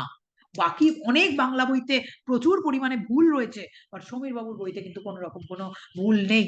এবং সেই অনুযায়ী আমার উত্তর এখনো আমি স্টিক করব 63 নাম্বারে, পদ্ধতিগুলো প্রকল্প গঠন করতেই সহায়তা করে। ঠিক আছে, 63 নাম্বারের আনসার এই হবে। আই থিঙ্ক 63 নাম্বারের আনসার ডি হবে না, বিভিন্ন আলোচনা সমালোচনার পর। হ্যাঁ, এটাই কিন্তু এখানে গিয়ে দাঁড়াচ্ছে, এটা কিন্তু আমি তোমাদের বলবো। ঠিক আছে, এরপর আমি আসছি 64 নাম্বারে। ঠিক আছে, আমি 64 নাম্বারটা দেখার সুযোগ পাইনি, যে which among the following is not a propositional function, এবং সেখানে পর্ষদ ডি উত্তর দিয়েছে। হ্যাঁ, আমি মনে হয় কোনোভাবে এটা এ উত্তর করেছিলাম কি? হ্যাঁ ম্যাম। আমার এটা ডি উত্তরই মনে হচ্ছে, যে ডি হচ্ছে কারেক্ট হবে। কিন্তু বচনাপেক্ষক is not a propositional function, আমি দেখার সুযোগ পাইনি, এই জায়গাটা আরো ভালো করে আমাকে দেখতে হতো। এই প্রশ্নটাও তোমরা আরেকবার একটুখানি দেখো। ঠিক আছে, বচনাপেক্ষকের যে সংজ্ঞা, হ্যাঁ, সেখানে ইএক্স সামেক্স এফএক্স, ঠিক আছে, এটা হচ্ছে বচনাপেক্ষক ডট জিএক্স। কি করে এটা প্রপোজিশনাল ফাংশন নয়? আর আমি সেখানে বুঝে শুনেই সেটা সেই মুহূর্তে এ করেছিলাম। হ্যাঁ, কারণ ওর মধ্যে শুধুমাত্র পি জড়িত ছিল, পি হচ্ছে বচনাপেক্ষক নয়। বচনাপেক্ষকে দুটো অংশ থাকে, ঠিক আছে, একটা প্রেডিকেট অংশ থাকে, কিন্তু এখানে পিতে কিন্তু পি বচনাপেক্ষক নয় বলেই আমি কিন্তু এটা দেখেছিলাম। তোমরা কিন্তু 64 নাম্বারের যেটা, সেটা আমি দেখার সুযোগ পাইনি, পরের ক্লাসে আমি নিশ্চয়ই বলে দেবো। আবারও 64 নাম্বারটা নিয়ে আমার ডাউট রয়েছে, বচনাপেক্ষকের সংজ্ঞা। আছে, ম্যাডাম এখানে তো এ অ্যান্সার করেছে 64। আনসার গিতে পর্ষদ এ আনসার করেছে 64 এ নাম্বারে। করেছে না ও তাহলে তো অসুবিধা নেই। আমি কেন ভুল দেখছি বলো তো? আমাকে তো যে কোশ্চেন সিরিজ পাঠিয়েছে, সি সিরিজের মধ্যে 64 নাম্বার যদি আমি দেখি, দাঁড়াও, ও 64 এ আছে, আচ্ছা আচ্ছা, 64 এ আছে, তাহলে তো অসুবিধা নেই।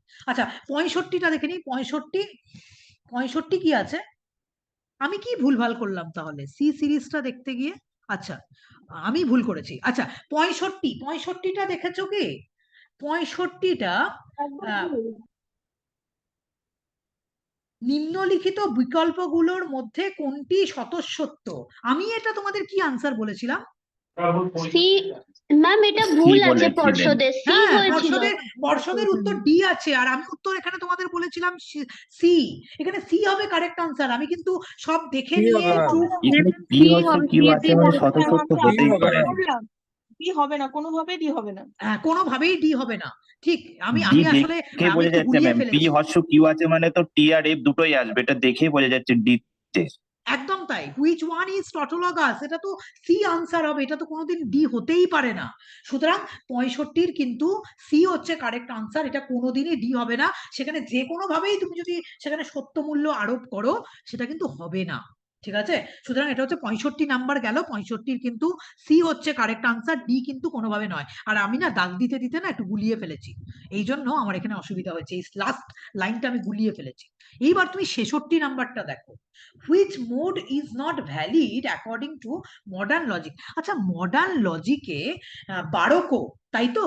আমরা সেকেন্ড ফিগারে আমরা যেগুলো যেগুলো মূর্তি পাই, হ্যাঁ, সেগুলো হচ্ছে বারবার সিজারে কেমিস্ট্রি স্পেসটিনো বারোকো, BA আরো CO। আচ্ছা, বারোকো সেকেন্ড ফিগারে মডার্ন লজিকে অস্বীকৃত হয়েছে? আমি তো কোনো জায়গাতে এরকম পাইনি। ম্যাম প্রথম মানে ফার্স্ট ফিগার আর সেকেন্ড ফিগারে কোনো কিছু অস্বীকৃত হয়নি, একমাত্র হচ্ছে থার্ড আর ফোর্থেই। এইবার কি করে এর উত্তর বারোকো হয়? কিভাবে বারোকোকে কিভাবে অস্বীকার করবে? তুমি যদি এখানে সাত্ত্বিকতা দোষকেও তুমি ওখানে দেখাও যে কি জানো সাত্ত্বিকতা দোষে কি বলা হয়? দুটো সামান্য আশ্রয় বাক্য থেকে দুটো সামান্য বচন থেকে কোনো মানে বিশেষ বচন সিদ্ধান্ত করা যাবে না। সিদ্ধান্ত করা যাবে না। বারোকো কি করে এটাকে করছে? ঠিক আছে, এর উত্তর কি করে বারোকো হতে পারে? কোনোভাবেই তো এটার উত্তর বারোকো হতে পারে না, তাই নয় কি? তাহলে এখানে উত্তর দেখো, এখানে বারোকো করা আছে। হ্যাঁ, তোমার এই নিয়মটা হচ্ছে এটা যে সাত্ত্বিকতা দোষ অনুযায়ী বিশেষ সিদ্ধান্তযুক্ত কোনো আদর্শ আকারের বৈধ নিরপেক্ষ ন্যায়ের উভয় আশ্রয় বাক্যই সামান্য বা সার্বিক হতে পারে না। অর্থাৎ দুটো সামান্য আশ্রয় বাক্য থেকে কোনোদিন কোনো বিশেষ সিদ্ধান্ত নিঃসৃত হতে পারে না। যদি বিশেষ সিদ্ধান্ত নিঃসৃত হয় তাহলে সেখানে সাত্ত্বিকতা দোষ হয়। সুতরাং বারোকো এখানে কি করে ঢুকলো? ও এই ফিগারটা মডার্ন লজিকে কোথায় অস্বীকৃত হয়েছে? মডার্ন লজিকে ডারাপ্তি অস্বীকৃত হয়েছে। দেখো বি এরটা আছে তো আনসার, বি অ্যান্সার আছে তো, ইএও দ্বিতীয় সংস্থান। বি এর অ্যান্সার আছে, ডি নেই। কোথায় ডি নেই? তাই? বি আছে অ্যান্সার, বি। ও, 66 আনসার বি আছে, তাহলে তো আমার সাথে 66 আনসার বি মিলে গেছে। হ্যাঁ, তাহলেও ম্যাম অ্যান্সারটাই ভুল আছে, ফিগার ভুল আছে, ফিগার আনসারটা ভুল। তার কারণ বি সেকেন্ড ফিগারে, ঠিক আছে, সেকেন্ড ফিগারে আমি তখনও তোমাদের এটা বলেছিলাম যে সেকেন্ড ফিগারে তোমার কিন্তু ইএও বলে কোন রকম কোনো মূর্তি কিন্তু নেই, তাই নয় কি? আছে কি? নেই তো। নেই ম্যাম, নেই। ফিগারটা 3 নাম্বার দিলে ঠিক ছিল, ফিগারটা 3 নাম্বার দিলে ঠিক ছিল, 3 নাম্বার দিলে ঠিক ছিল, এটা 3 নাম্বার হতো। আর যদি উত্তর ঠিক করতেই হয়, হ্যাঁ একদম, যদি পর্ষদ, আমি না লাস্ট লাইনটা দাগ দিতে গন্ডগোল করে ফেলেছি, তাহলে উত্তর কিন্তু 66 বি হলেও এটা কিন্তু ভুল। কারণ হচ্ছে দ্বিতীয় নাম্বার ফিগারে ইএও বলে কোন রকম কোনো মূর্তি কিন্তু নেই। ঠিক আছে, আমি বলেছিলাম যে ওই ভুলের মধ্যেও যদি ঠিককে ধরতে হয় তাহলে বি ধরতে হয়, আর পর্ষদ এখানে তাহলে দাঁড়াও আমি দেখে নিচ্ছি, 66 বি দিয়েছে। বলো ম্যাম, একটা কথা বলি, সেটা হচ্ছে বলো। আমি কি বুঝতে ভুল করছি? এখানে তো বলছে আধুনিক যুক্তিবিজ্ঞান অনুসারে কোন ন্যায়মূর্তিটি বৈধ নয় বলছে তো, তাহলে কেন এটা ভুল হবে না? ও তো বৈধ নয়ই তো। ওকে কি করে পায়? দুটো সামান্য বচন থেকে একটা বিশেষ বচন আমি কিভাবে ডিরাইভ করছি? এটা তো মানে আধুনিক যুক্তিবিজ্ঞানে আসে না, তাহলে তো ঠিকই আছে প্রশ্নটা। কি করে ভুল বলছেন? আমি ভুল বলছি ওই কারণে যে আদর্শ যুক্তিবিজ্ঞানে ওটা তো ছিলই না, এই মূর্তিটা তো মানে ছিলই না কোথাও। সেকেন্ড ফিগারে এই মূর্তিটা তো এমনি কোথাও হ্যাঁ ছিল ছিল না। না, এমনিই ছিল না, বাট এটা তো বৈধ নয় বলছে, তাহলে যখন ছিলই না বৈধ সাধারণত নয় প্রশ্ন বলছে। কি রকম হয় জানো, যে হ্যাঁ প্রাচীন যুক্তি বিজ্ঞানে যেটা বৈধ হিসাবে স্বীকৃত হয়েছে অনেক ক্ষেত্রে সেগুলো মডার্ন লজিকে স্বীকৃত নয়। যেমন আমি তোমাকে বলছি ডারাপ্টি, ফিলাপটান, ফেসাপো আর ব্রাহ্মণটিপ, এই চারটে মূর্তি কিন্তু প্রাচীন লজিকে বৈধ হিসাবে গণ্য হলেও আমাদের কিন্তু মডার্ন লজিকে এগুলো বৈধ নয়। ঠিক আছে, এই প্রশ্নটা এইরকম হতে পারতো, কিন্তু এটা প্রশ্ন মোটেও ঠিক জিনিস নয়। ও সেকেন্ড ফিগারে ছিলই না। ঠিক আছে, হ্যাঁ সেই অনুযায়ী ওই যে বলো মন্দের ভালো তুমি যদি দেখতে চাও তাহলে 66 এর বি হচ্ছে কারেক্ট আনসার। ঠিক আছে, তুমি যদি ভুলের মধ্যেও এবারে ম্যাম, টিকে খুঁজে বের করতে চাও বলো। এবারে দেখা গেল ম্যাম আমি ধরো অত বুঝি না, কিন্তু আমি যখন বুঝে গেছি যে আমার ফার্স্ট আর সেকেন্ড ফিগারে কোনো অসুবিধা নেই মডার্নের সাথে, মানে ট্র্যাডিশনালে, হ্যাঁ কিন্তু সেই ক্ষেত্রে যখন আমি অ্যান্সার করছি তখন আমি ফিগার দেখে বুঝে নিয়েছি তাহলে 4 নাম্বারটাই ভুল আছে, সেই হিসাবে আমি অ্যান্সার করেছিলাম 4 নাম্বার, মানে বুঝতে সি পেরেছি। এরটা আর কি, 4 নাম্বার ফিগার দেখে। এটা এটা ওই ভুলের মধ্যে তুমি যদি ঠিকই আইডেন্টিফাই করো তাহলে ওই 66-র বি হচ্ছে কিন্তু তোমার কারেক্ট আনসার হবে কিন্তু। ঠিক আছে, 66-র বি হচ্ছে কারেক্ট আনসার হবে, মানে বলছি বটে কিন্তু আমার নিজের মধ্যেই একটা ডাউট কাজ করছে এখানে 66-তে। ঠিক আছে, এইবার যদি আমি 67-তে আসি, আমি সবগুলো এখানে ভুল দাগ দিয়েছি নিজের ইয়েতে। আমি যদি 67-তে আসি, হ্যাঁ 67-তে কি বলেছে একবার ভেবে দেখো তো। The basis of analogical argument is, সাদৃশ্যমূলক যুক্তির ভিত্তি হলো। হ্যাঁ, আমি এখানে তোমাদের আনসার মনে হয় করেছিলাম যে দুটি বিষয়ের মধ্যে অন্তত একটি মিল থাকলেই, হ্যাঁ দুটো বিষয়ের মধ্যে যে কোনো একটা বিষয়ে সাদৃশ্য আছে সেটা বলা যায়। কিন্তু আমি এখানে দেখছি যে 67 নাম্বারের উত্তরে পর্ষদ সি উত্তর করেছে, দুটো বিষয়ের মধ্যে একাধিক মিল কিন্তু একটি অমিল। এইবার খেয়াল করো যে আমার কাছে সমীর বাবুর বইটা রয়েছে। সমীর বাবুর বইতে এটা বলা হচ্ছে যে সাদৃশ্যমূলক যুক্তির ক্ষেত্রে সংজ্ঞা হিসাবে যে দুই বা ততোধিক বস্তুর মধ্যে মিনিমাম এক বা একাধিক বিষয় সাদৃশ্য লক্ষ্য করে অপর বিষয়েও তাদের মধ্যে সাদৃশ্য আছে, যখন এইরকম অনুমান করা হয় তখন তাকে সাদৃশ্যমূলক যুক্তি বলে।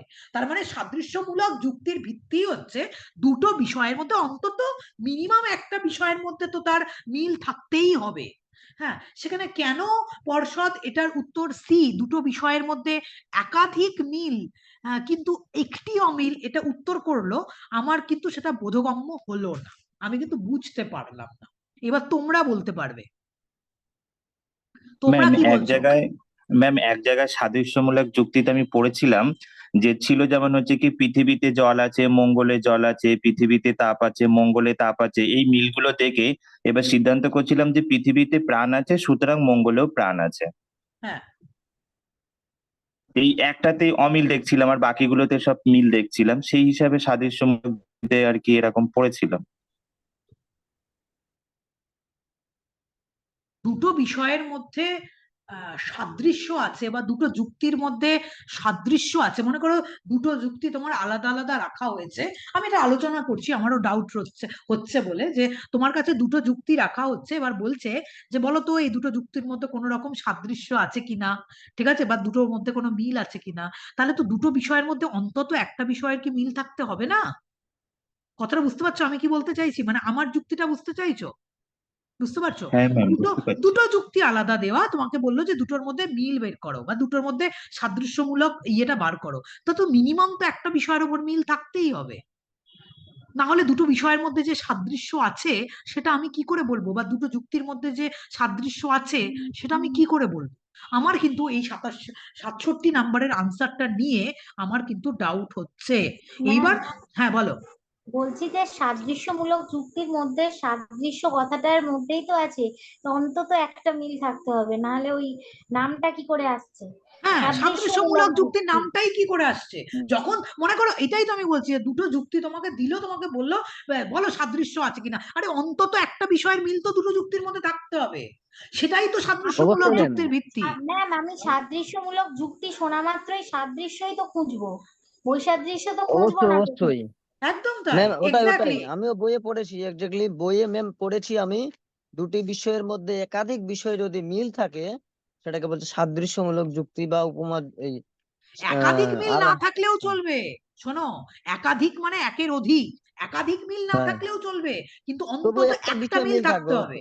হ্যাঁ একটা মিল অবশ্যই থাকতে হবে একটা মিল কিন্তু অবশ্যই এখানে থাকতে হবে। একটা মিল না থাকলে তো সেটা সাদৃশ্যই হবে না, সাদৃশ্য বৈসাদৃশ্য হবে হবে। না, হ্যাঁ হবে না একদম হবে না একদম তাই। তাহলে 67-র উত্তর কি করে পর্ষদ, এখানে আমি যা দেখছি, আমি এবার থেকেই বলছি, সিরিজ থেকেই বলছি, 67-র উত্তর পর্ষদ সি দিয়েছে। আমি বলছি এখনো যে সাদৃশ্যমূলক যুক্তির ভিত্তি কিন্তু দুটো বিষয়ের মধ্যে অন্তত একটা বিষয়ে মিল।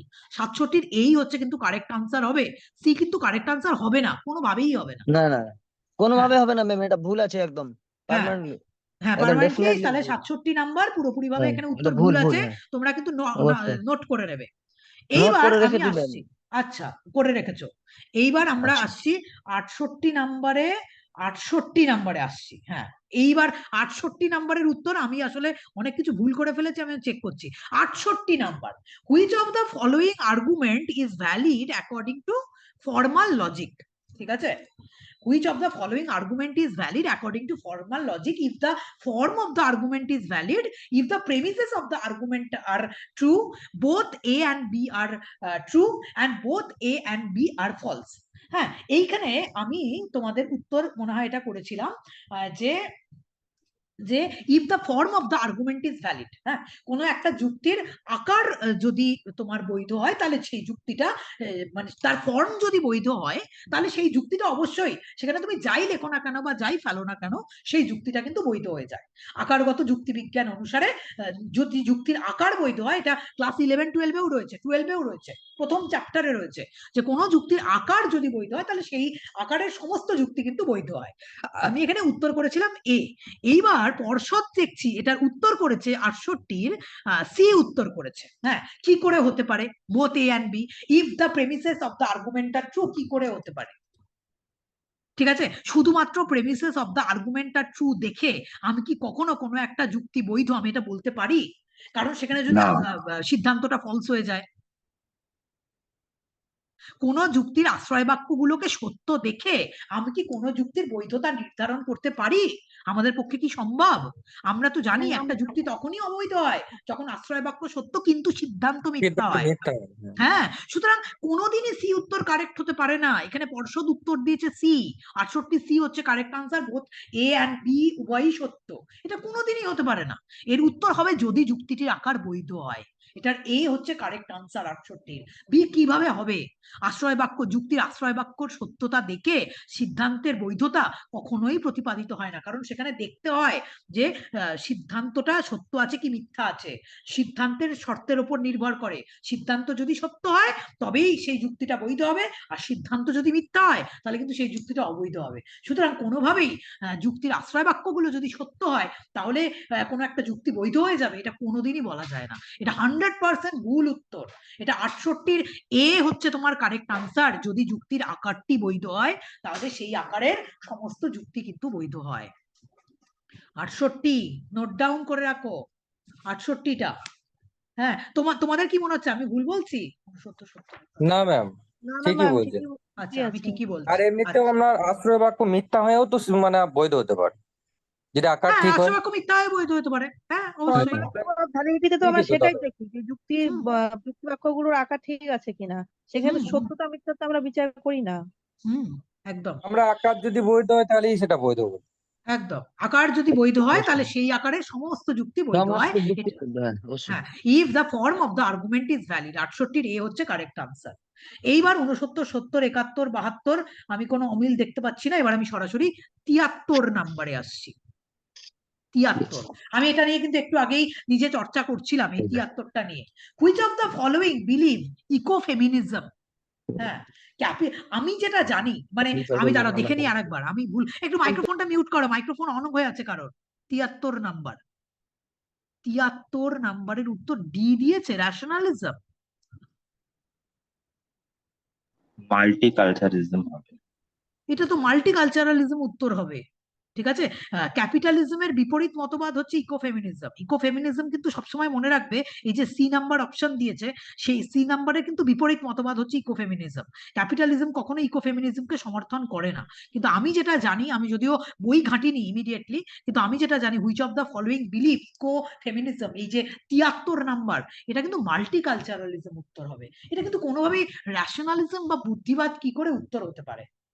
ঠিক আছে, বুদ্ধিবাদও উত্তর হবে না, ক্যাপিটালিজমও উত্তর হবে না, মনোকালচারালিজমও উত্তর হবে না। এটার উত্তর কিন্তু 73-এর শুধুমাত্র এ, মাল্টিকালচারালিজমে কিন্তু এর উত্তর হবে।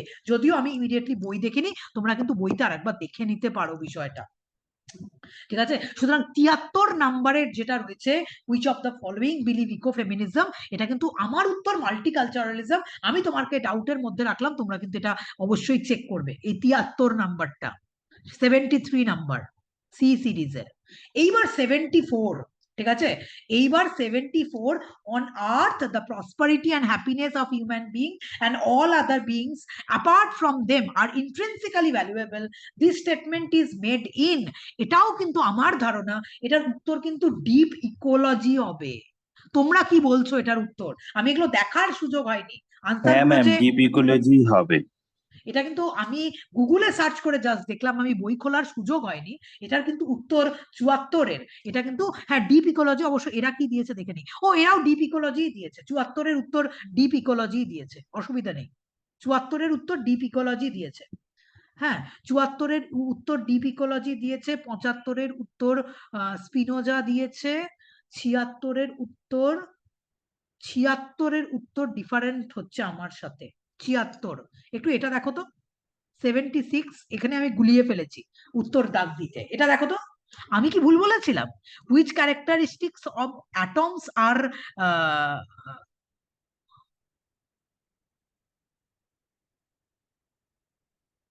Which characteristics of atoms R correct.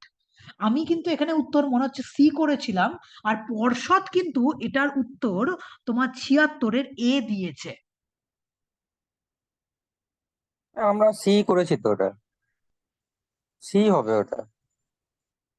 নিত্য, ইটারনাল, পার্টলেস, একদম পার্টলেস তো বটেই, বিং ইনফারেন্সিয়ালি নোন, অনুমানের দ্বারা তাকে জানা যায়, এবং অ্যাটমসই তো মেটেরিয়াল যার মাধ্যম দিয়ে এই জগৎ তৈরি হয়েছে। ঈশ্বর এই অ্যাটমস গুলোর দ্বারাই তো এই জগৎ তিনি তৈরি করেছেন। Atoms are the material, atoms গুলো তো মূর্ত নয়, ঠিক আছে, অ্যাটমস গুলো তো মূর্ত নয়, ঠিক আছে, এ তো ভৌত, অ্যাটমস গুলো তো ভৌত উপাদান যার মাধ্যমে এই জগৎ ঈশ্বর তৈরি করেছেন, যেটা বৈশেষিক দর্শনে বলা হচ্ছে। 76-এর তো সি কারেক্ট আনসার হবে। 76-এর কিন্তু পর্ষদ এখানে এ কারেক্ট আনসার করেছে, এটা কিন্তু এ ঠিক উত্তর হবে না কিন্তু। তোমরা কিন্তু এটা চেক করবে। 76 নাম্বার বৈশেষিক দর্শন ভালো করে একবার দেখে নেবে। 76-এর কিন্তু সি কারেক্ট আনসার হবে, হ্যাঁ সি কারেক্ট আনসার হবে, এটা কিন্তু এ কারেক্ট আনসার কখনোই হবে না, ঠিক আছে। এবার হ্যাঁ বলো ম্যাম, ওই মানে ওই যে স্বজ্ঞামূলক জ্ঞানের ক্ষেত্রে ওই অ্যান্সারটা কি দিয়েছে ma'am? The highest degree of certainty can be, ওইটা স্পিনোজা দিয়েছে, স্পিনোজা দিয়েছে। 75-এর বি হচ্ছে correct answer, Spinoza. Highest degree of আমাদের মনে হয় সার্টেনিটি ক্যান বি, আগে মনে হয় লক, মনে হয় এটা কনফিউশন প্রশ্ন ছিল, কিন্তু মনে হয় আপনি বলেছিলেন মনে হয় লক সম্ভবত হতে পারে। লকের 3 প্রকার যখন জ্ঞানের শ্রেণী বিভাগ করলাম দুদিন আগেই, যখন আমরা পড়লাম সেখানে কি পড়লাম, যখন পড়েছিলাম তো ম্যাম হচ্ছে ডিগ্রির কথাটা তো একমাত্র লকই আলোচনা করেছিল, যে নলেজের ডিগ্রির কথার ক্ষেত্রে। নলেজের ডিগ্রির কথার ক্ষেত্রে হ্যাঁ দুদিন আগে আমরা এটা আলোচনা, ঠিক ধরেছো, এটা ঠিক ধরেছো, আমি কিন্তু এটাকে মিস করে বেরিয়ে গেছি। 75-এর the highest degree of certainty can be obtained in case of intuitive knowledge. হ্যাঁ লকি কিন্তু প্রথম এরকম ডিগ্রি নলেজের, এক সেকেন্ড দাঁড়াও আমি একটু বই দেখেই এটা উত্তর বলছি। উপরে বইটা দিত, উপরেরটা, হ্যাঁ ওটা। মানে লকি তো 3টে জ্ঞানের কথা বলেছিল। লকি তো ডিগ্রির কথা জ্ঞান বলেছিল, লক বলেছিল জ্ঞানের 3 প্রকার শ্রেণীবিভাগের কথা স্পিনোজা বলেছেন বটে, ঠিক আছে, কিন্তু এই যে দুদিন আগেই আমি তোমাদের পড়ালাম যে ডিগ্রিজ অফ নলেজ, এবং সবার প্রথম ডিগ্রিজ অফ নলেজ তো ইনটুইটিভ নলেজ, সেটা তো লকি বলেছেন। এটা তো একদম ঠিক কথা। এটা কি করে স্পিনোজা উত্তর হবে? এটার উত্তর তো স্পিনোজা হবে না, একদম বইয়ে লাইন তোলা আছে এই বিষয়টা। ডিগ্রিজ অফ নলেজ সবার প্রথম হচ্ছে ইনটুইটিভ নলেজ, তারপরে হচ্ছে ডেমনস্ট্রেটিভ নলেজ, আর দেন হচ্ছে কিন্তু তোমার সেন্সিটিভ নলেজ। এটার কথা তো লক বলেছেন, এটা তো স্পিনোজা হয় না উত্তর। ঠিক ধরেছ, আমি মিস করে যাচ্ছিলাম। 75-এর এই উত্তর তো ডি হবে, 75-এর উত্তর তো বি হবে না। স্পিনোজা তো কখনো ডিগ্রি অফ সার্টেনটির কথা বলেননি, এটা কিন্তু একবার দেখবে। হ্যাঁ বলো ম্যাম বলছি যে স্পিনোজার একটা কি ছিল বলুন তো, ডিগ্রিজ অফ নোয়িং না এরকম কিছু একটা ছিল না স্পিনোজার? স্পিনোজার জ্ঞানের শ্রেণীবিভাগ ছিল স্পিনোজার। হ্যাঁ, দাঁড়া, ওখানে ডিগ্রিজ অফ নোয়িং না এরকম কিছু একটা ছিল, ওখানে কিন্তু ছিল একটা জিনিস, এই ইনটুইটিভ দিয়ে একটা লক কিছু ছিল। কিন্তু আমার মনে হচ্ছে এটা, যে এটা কিন্তু লক হচ্ছে তোমার ইয়ে হবে, লক হচ্ছে, হ্যাঁ আমি স্পিনোজাটাও বার করলাম। সবার নিচে পড়ছে ইমাজিনেশন, তারপরে উপরে পড়ছে রিজন, এবং সবার উপরে পড়ছে ইনটুইশন। ঠিক আছে, কিন্তু সেখানে কিন্তু তিনি ডিগ্রির কথা তিনি কখনো বলেননি। তিনি জ্ঞানের 3টে শ্রেণীবিভাগ করেছেন, সবার নিচে রেখেছেন ইমাজিনেশনকে, কল্পনাকে, তার উপরে রেখেছেন রিজনকে, এবং তার উপরে রেখেছেন ইনটুইশনকে। হ্যাঁ, ইনটুইশনকে তিনি হাইয়েস্ট নলেজ বলছেন ঠিকই, কিন্তু ডিগ্রিজ অফ নলেজ, যখন ডিগ্রি এই শব্দটা আসছে, সেই শব্দটা কিন্তু লকের দর্শনের সঙ্গেই জড়িত। এইটা কিন্তু চেক করবে, এটা কিন্তু সত্যি ডাউটফুল, এটা কিন্তু তুমি ইয়ে করতে পারো, হ্যাঁ তুমি এটাকে চ্যালেঞ্জ করতে পারো। কিন্তু যদি তোমরা চ্যালেঞ্জ করতে চাও আমাকে হোয়াটসঅ্যাপ করবে, আমি তোমাকে বইয়ের অংশটাও দিয়ে দেবো, হ্যাঁ যে এই বইতে কিন্তু এইখানে লেখা আছে এই বিষয়টা। তোমরা কিন্তু আগের দিনের ক্লাসেই যখন আমি আলোচনা করেছি, হ্যাঁ যে দ্য ডিগ্রিজ অফ নলেজ, এটা কিন্তু জন লকি বলেছেন। আমি এই জন্য বইটা একটুখানি খুলে নিলাম লকের বিষয়টা নিয়ে। আমার উত্তর কিন্তু আমার দিক থেকে এটা কিন্তু তোমার লক, আমার দিক থেকে এটার উত্তর কিন্তু স্পিনোজা নয়। ম্যাম আমি লকই করেছি। হ্যাঁ, আগের যখন অ্যান্সার হয়েছিল লকই করা হয়েছিল। ও লকই করা ম্যাম আমি হয়েছিল। লক করেছি, আমি এটা লক পড়েছি কোন একটা বইয়ে, মনে পড়ছে না, ইংলিশ ভার্সনে। এই তো আমি তোমার সামনেই খুলে দেখাচ্ছি, তোমরা কি আমাকে দেখতে পাচ্ছ? হ্যাঁ ম্যাম, হ্যাঁ অবশ্যই। এই তো ওয়াইএমএস এর বইতে, এই তো হ্যাঁ ডিগ্রিজ ওয়াই অফ মেসি, নলেজে, ঠিক বলেছেন ম্যাম, এই বইটাতে আমিও পড়েছি। ওয়াইএমএস এর বইতে ডিগ্রিজ অফ ম্যাম নলেজে আপনি যখন ক্লাস নিয়েছেন এটার উপরে, ডিগ্রি অফ নলেজ, লকের ডিগ্রি অফ নলেজের উপরে একটা বড় ক্লাস হয়েছে আমাদের। একদম, সেখানে প্রথম ইনটুইটিভ নলেজ, এটাতে চ্যালেঞ্জ করো তোমরা, এটাতে চ্যালেঞ্জ করো। 75 নম্বরের উত্তর ডি লক হবে, বি স্পিনোজা হবে না, কোনোভাবেই হবে না। স্পিনোজা ডিগ্রির কথা বলেনি। স্পিনোজা জ্ঞানের 3টে শ্রেণী বিভাগ করেছেন, কিন্তু ডিগ্রিজ এর কথা কিন্তু বলেছেন লক, জন লক বলেছেন। 75-এ ডি করো, ডি কারেক্ট আনসার হবে, বি হবে না। ঠিক ধরেছে এখানে অভিজিৎ, ঠিক আছে। আমি এগুলো সব মিস করে গেছি। 76 হচ্ছে তোমার কারেক্ট আনসার তো হয়ে গেল। এইবার 77, তারাও দেখি 77 তো ঠিকই আছে, 77-এ তো কোনো অসুবিধা নেই যা দেখলাম। আমার উত্তরের সঙ্গে পর্ষদের উত্তর মিলে গেছে, 77-এর উত্তর মিলে গেছে, 78-এর উত্তর মিলে গেছে, 79-র উত্তর মিলে গেছে, 80-র উত্তর, হ্যাঁ 80-র উত্তর দেখো তো, 80 দেখো, 80 দেখো, 80 দেখো। Sound is eternal because sound is a quality in this inference. Here eternal is. একদম ম্যাম। হেত্তাবাসের উত্তরটা সাধারণ অনৈক্যান্তিক হেত্তাবাস হবে না? না, কি করেছিলাম? হেত্তাবাসের উত্তরটা কি করেছিলাম? সব্যভিচারী করেছিলেন। সব্যভিচারী হেত্তাবাসী তো হবে এটা, সব্যভিচারী হেত্তাবাসী তো করেছি, সব্যভিচারী তো হবে এটা। একবার দেখে নিও সব্যভিচারী হেত্তাবাসের লক্ষণটা দেখে নিও, তাহলেই হবে। এইটাতে এসো তো, এইটাতে এসো, 80 নাম্বারটাতে এসো। 80 নাম্বারে পর্ষদের উত্তর হেতু দেওয়া আছে। Sound is eternal because sound is a quality. কি করে ইটার্নালটা হেতু হতে পারে?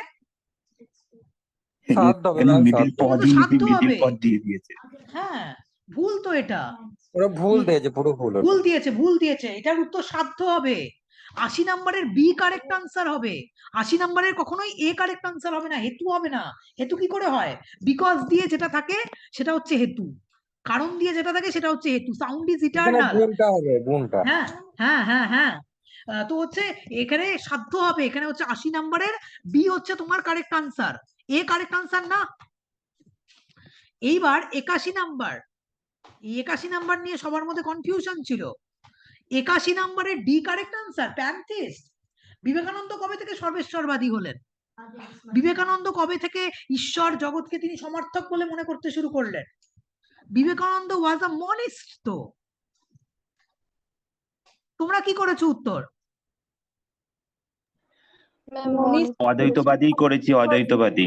হ্যাঁ, বিবেকানন্দ ওয়াজ মনিস্ট। বিবেকানন্দ কবে থেকে তিনি প্যান্থিস্ট হলেন? তিনি কবে থেকে সর্বেশ্বরবাদী হলেন? না, কখনোই না। 81 নম্বরেরও উত্তর এখানে ভুল দেওয়া আছে। 81 নম্বরের উত্তর দেওয়া আছে ডি, আর 81 নম্বরের উত্তর হবে হচ্ছে এ। 81 নম্বরের এ হচ্ছে কারেক্ট আনসার, এটাও চেক করে নাও। 80ও ভুল, 81ও ভুল, বাবা কত ভুল। ঠিক আছে, এইবার 81, 82, এবার 82তে যাই, দাঁড়াও।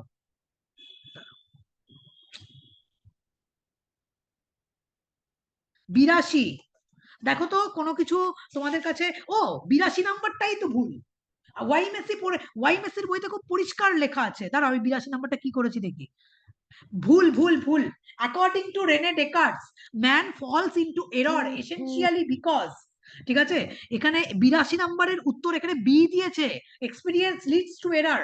খুব দায়িত্ব নিয়ে আমি তোমাকে বলছি, যদি তোমরা বলো আমি বইয়ের পেজে ডি হবে, এটা ডি। দিয়ে দেবো, our will leads to error. এটা ম্যাম আপনি পড়িয়েছেন। Our will leads to error, experience leads to error নয়। 82 নম্বরের বি কারেক্ট আনসার নয়। পর্ষদ ভুল উত্তর দিয়েছে, তোমরা 100% চ্যালেঞ্জ করতে পারো, এক্সপেরিয়েন্স লিডস টু এরর এটা আনসার হবে না, এটার আনসার হবে our will leads to error. 82 নম্বরের সি খুব পরিচ্ছন্ন ভাবে রেনে ডেকার্টের আলোচনায় ওয়াই মেসির বইতে এটা আলোচনা করা আছে। 82 নম্বরের উত্তর সি, 82 নম্বরের উত্তর কখনো হচ্ছে তোমার বি নয়। ঠিক আছে, এইবার দেখি, এবার 83 নম্বরের উত্তর বি হয়েছে, 84 নম্বরের উত্তর সি হয়েছে, 85 নম্বরের উত্তর ডি হয়েছে, 85 নম্বরের উত্তর ডি হয়েছে, ঠিক আছে। 86 নম্বরের উত্তর সি হয়েছে, অসুবিধা নেই, এথিক্সে আলোচনা করা হয়। 87 নম্বরের উত্তর সি হয়েছে, আমার সাথে মিলে গেছে। 88 নম্বরের উত্তর সি হয়েছে, ঠিক আছে। 89 নম্বরের উত্তর ডি হয়েছে, ঠিক আছে। আর 90 নম্বরের উত্তর বি হয়েছে, একদম ঠিক আছে। That's all. সবগুলো আমি তোমাদের আলোচনা করে দিলাম, ঠিক আছে, এর বাইরে নেই। এইবার তোমরা ওপেন চ্যালেঞ্জ করো। এতগুলো, কতগুলো ভুল বেরোলো আমি তোমাদের একটুখানি জিজ্ঞাসা করছি, এতক্ষণ যে দেখলে কতগুলো মোটামুটি ভুল বেরোলো বলো তো পর্ষদের উত্তরে? কতগুলো? 15টা? হ্যাঁ ম্যাম, 15টা বেরিয়েছে কি, নাকি তার কম? 15-16টা হয়তো ভুল বেরিয়েছে। একটা কাম্য নয়, হ্যাঁ কাম্য নয় যে একটা অফিসিয়াল আনসার কিতে, হ্যাঁ, দু একটা ভুল থাকে, সেটা সবারই থাকে, আমারও ভুল হয়, অনেকেরই এটা ভুল হয়, টিচার মাত্র বা সবাই যারা পড়াশোনা করছে তাদের সবারই ভুল হয়। কিন্তু একটা আনসার কিতে প্রায় 15টা-16টা আনসার, একটু একটু দেখো তো কতগুলো?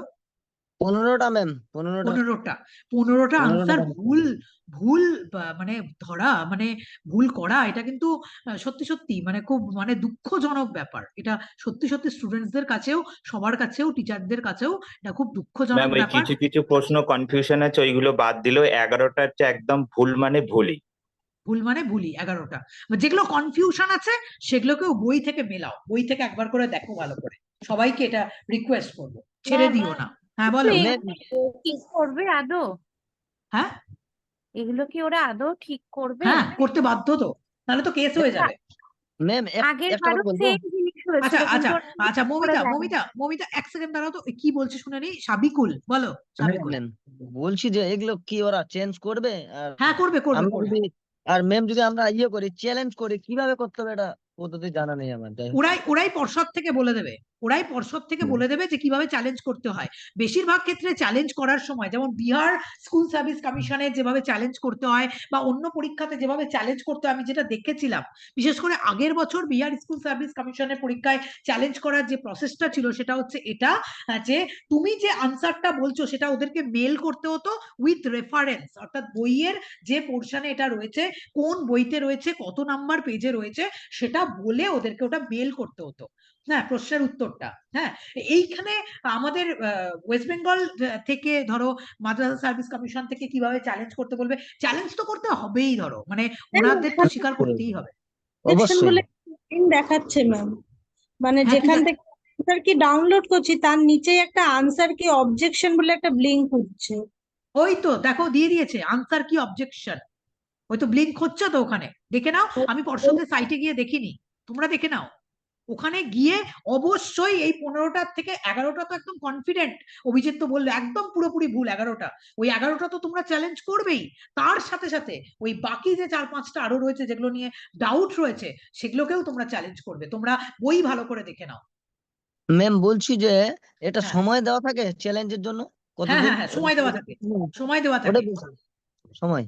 হ্যাঁ সময় দেওয়া থাকে বলেই আমি আজকে তাড়াহুড়ো করে এই ক্লাসটা আজকে নিলাম, যাতে তোমরা সবাই চ্যালেঞ্জ করতে পারো, স্টুডেন্টসদের যেন কোনো রকম কোনো ক্ষতি না হয়ে যায়, কারণ এখানে একটা প্রশ্নও এখানে ভ্যারি করে চাকরির পরীক্ষাটাতে।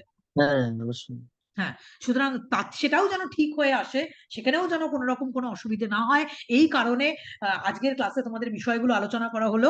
বলো, তোমাদের জন্য হেল্পফুল হলো তো হ্যাঁ ম্যাম, বিষয়টা? পুরোপুরি ম্যাম ভালো হ্যাঁ লাগলো। ম্যাম একদম। ম্যাম আমার আরেকটা একটা বিষয় কোশ্চেন আছে। আচ্ছা, ম্যাম, হ্যাঁ মানসী এক সেকেন্ড দাঁড়াও। হ্যাঁ সাবিকুল, বলো বলো। আরেকটা বিষয় যে আমরা যতগুলো কোশ্চিন ফল্ট বেড়েছে পর্ষদ থেকে চ্যালেঞ্জ করব, ওখানে রেফার দিতে হবে, বইয়ের পেজ হ্যাঁ দিতে হবে। হ্যাঁ হ্যাঁ, বইয়ের রেফারেন্স দিতে হয় সাধারণত, এবার পর্ষদ কি বলবে আমি জানি না, কিন্তু রেফারেন্স দিতে হয়। যদি তো তোমরা আমাদের কাছে, রেফারেন্স চাও, যদি তোমরা হ্যাঁ রেফারেন্স চাও, কোনো জায়গায় তুমি রেফারেন্স পাচ্ছ না, বুঝতে পারছো হ্যাঁ না যে আমার কোন কাছে, বই থেকে দেবে, আমাকে হ্যাঁ হোয়াটসঅ্যাপ করবে, আমি পার্সোনালি তোমাকে রেফারেন্সটা দিয়ে দেবো। ঠিক আছে, ঠিক আছে? ওটাই ওটাই জানতে চাইছিলাম। ম্যাম আমাদের কাছে তো সাফিসিয়েন্ট বই নেই, যদিও দুই হ্যাঁ, একটা আছে, যাই হোক কোনো পড়েছি। অসুবিধা নেই, কোনো অসুবিধা নেই, আমি রেফারেন্স দিয়ে দেবো। ঠিক আছে, আমি রেফারেন্স ব্যক্তিগত একদম দায়িত্ব নিয়ে আমি তোমাদের রেফারেন্স দিয়ে দেবো, যদি পর্ষদ চায় সেই রেফারেন্স ওখানে তুলে ধরবে, ওর থেকে অথেন্টিক বই আর পর্ষদ পাবে না। ঠিক আছে, ওই বইতে যা বলা আছে তাই ধ্রুব সত্য। হ্যাঁ, অসুবিধা নেই। মানে পোর্টাল খুলছে কিন্তু নট ফাউন্ড দেখাচ্ছে।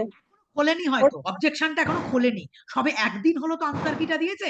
আজকে আমি ফুললি ডিসকাস করে দিলাম পুরো বিষয়টা, তোমরা পুরোপুরি ভাবে ভালো করে মেলাও, আমি যেগুলো বলছি সেগুলো ঠিক বলছি কিনা বই থেকে আরেকবার করে চেক করো, কিন্তু আমি যেগুলো বলছি খুব দায়িত্ব নিয়ে কনফিডেন্টলি বলেছি, যেগুলো পর্ষদ ভুল উত্তর দিয়েছে।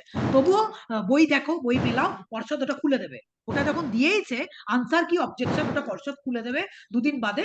হ্যাঁ, তখন তোমরা কিন্তু অবশ্যই এক একটা প্রশ্নতে এক একজন মিলে সবাই কিন্তু এই অবজেকশনটা দাও, তাহলে কিন্তু পর্ষদ উত্তরগুলো চেঞ্জ করে দেবে। হ্যাঁ, এখানে কিন্তু মনে রাখবে 0.1 নাম্বারও কিন্তু এখানে চাকরির ক্ষেত্রে ভ্যারি করে। হ্যাঁ, আমি চাই যে কোনো স্টুডেন্ট যারা যেন এখানে তারা যেন অসুবিধা ফেস না করে এটার জন্য, এই কারণেই কিন্তু আজকের ক্লাসে এগুলো চেক করে দেওয়া, আনসার গুলো করে দেওয়া।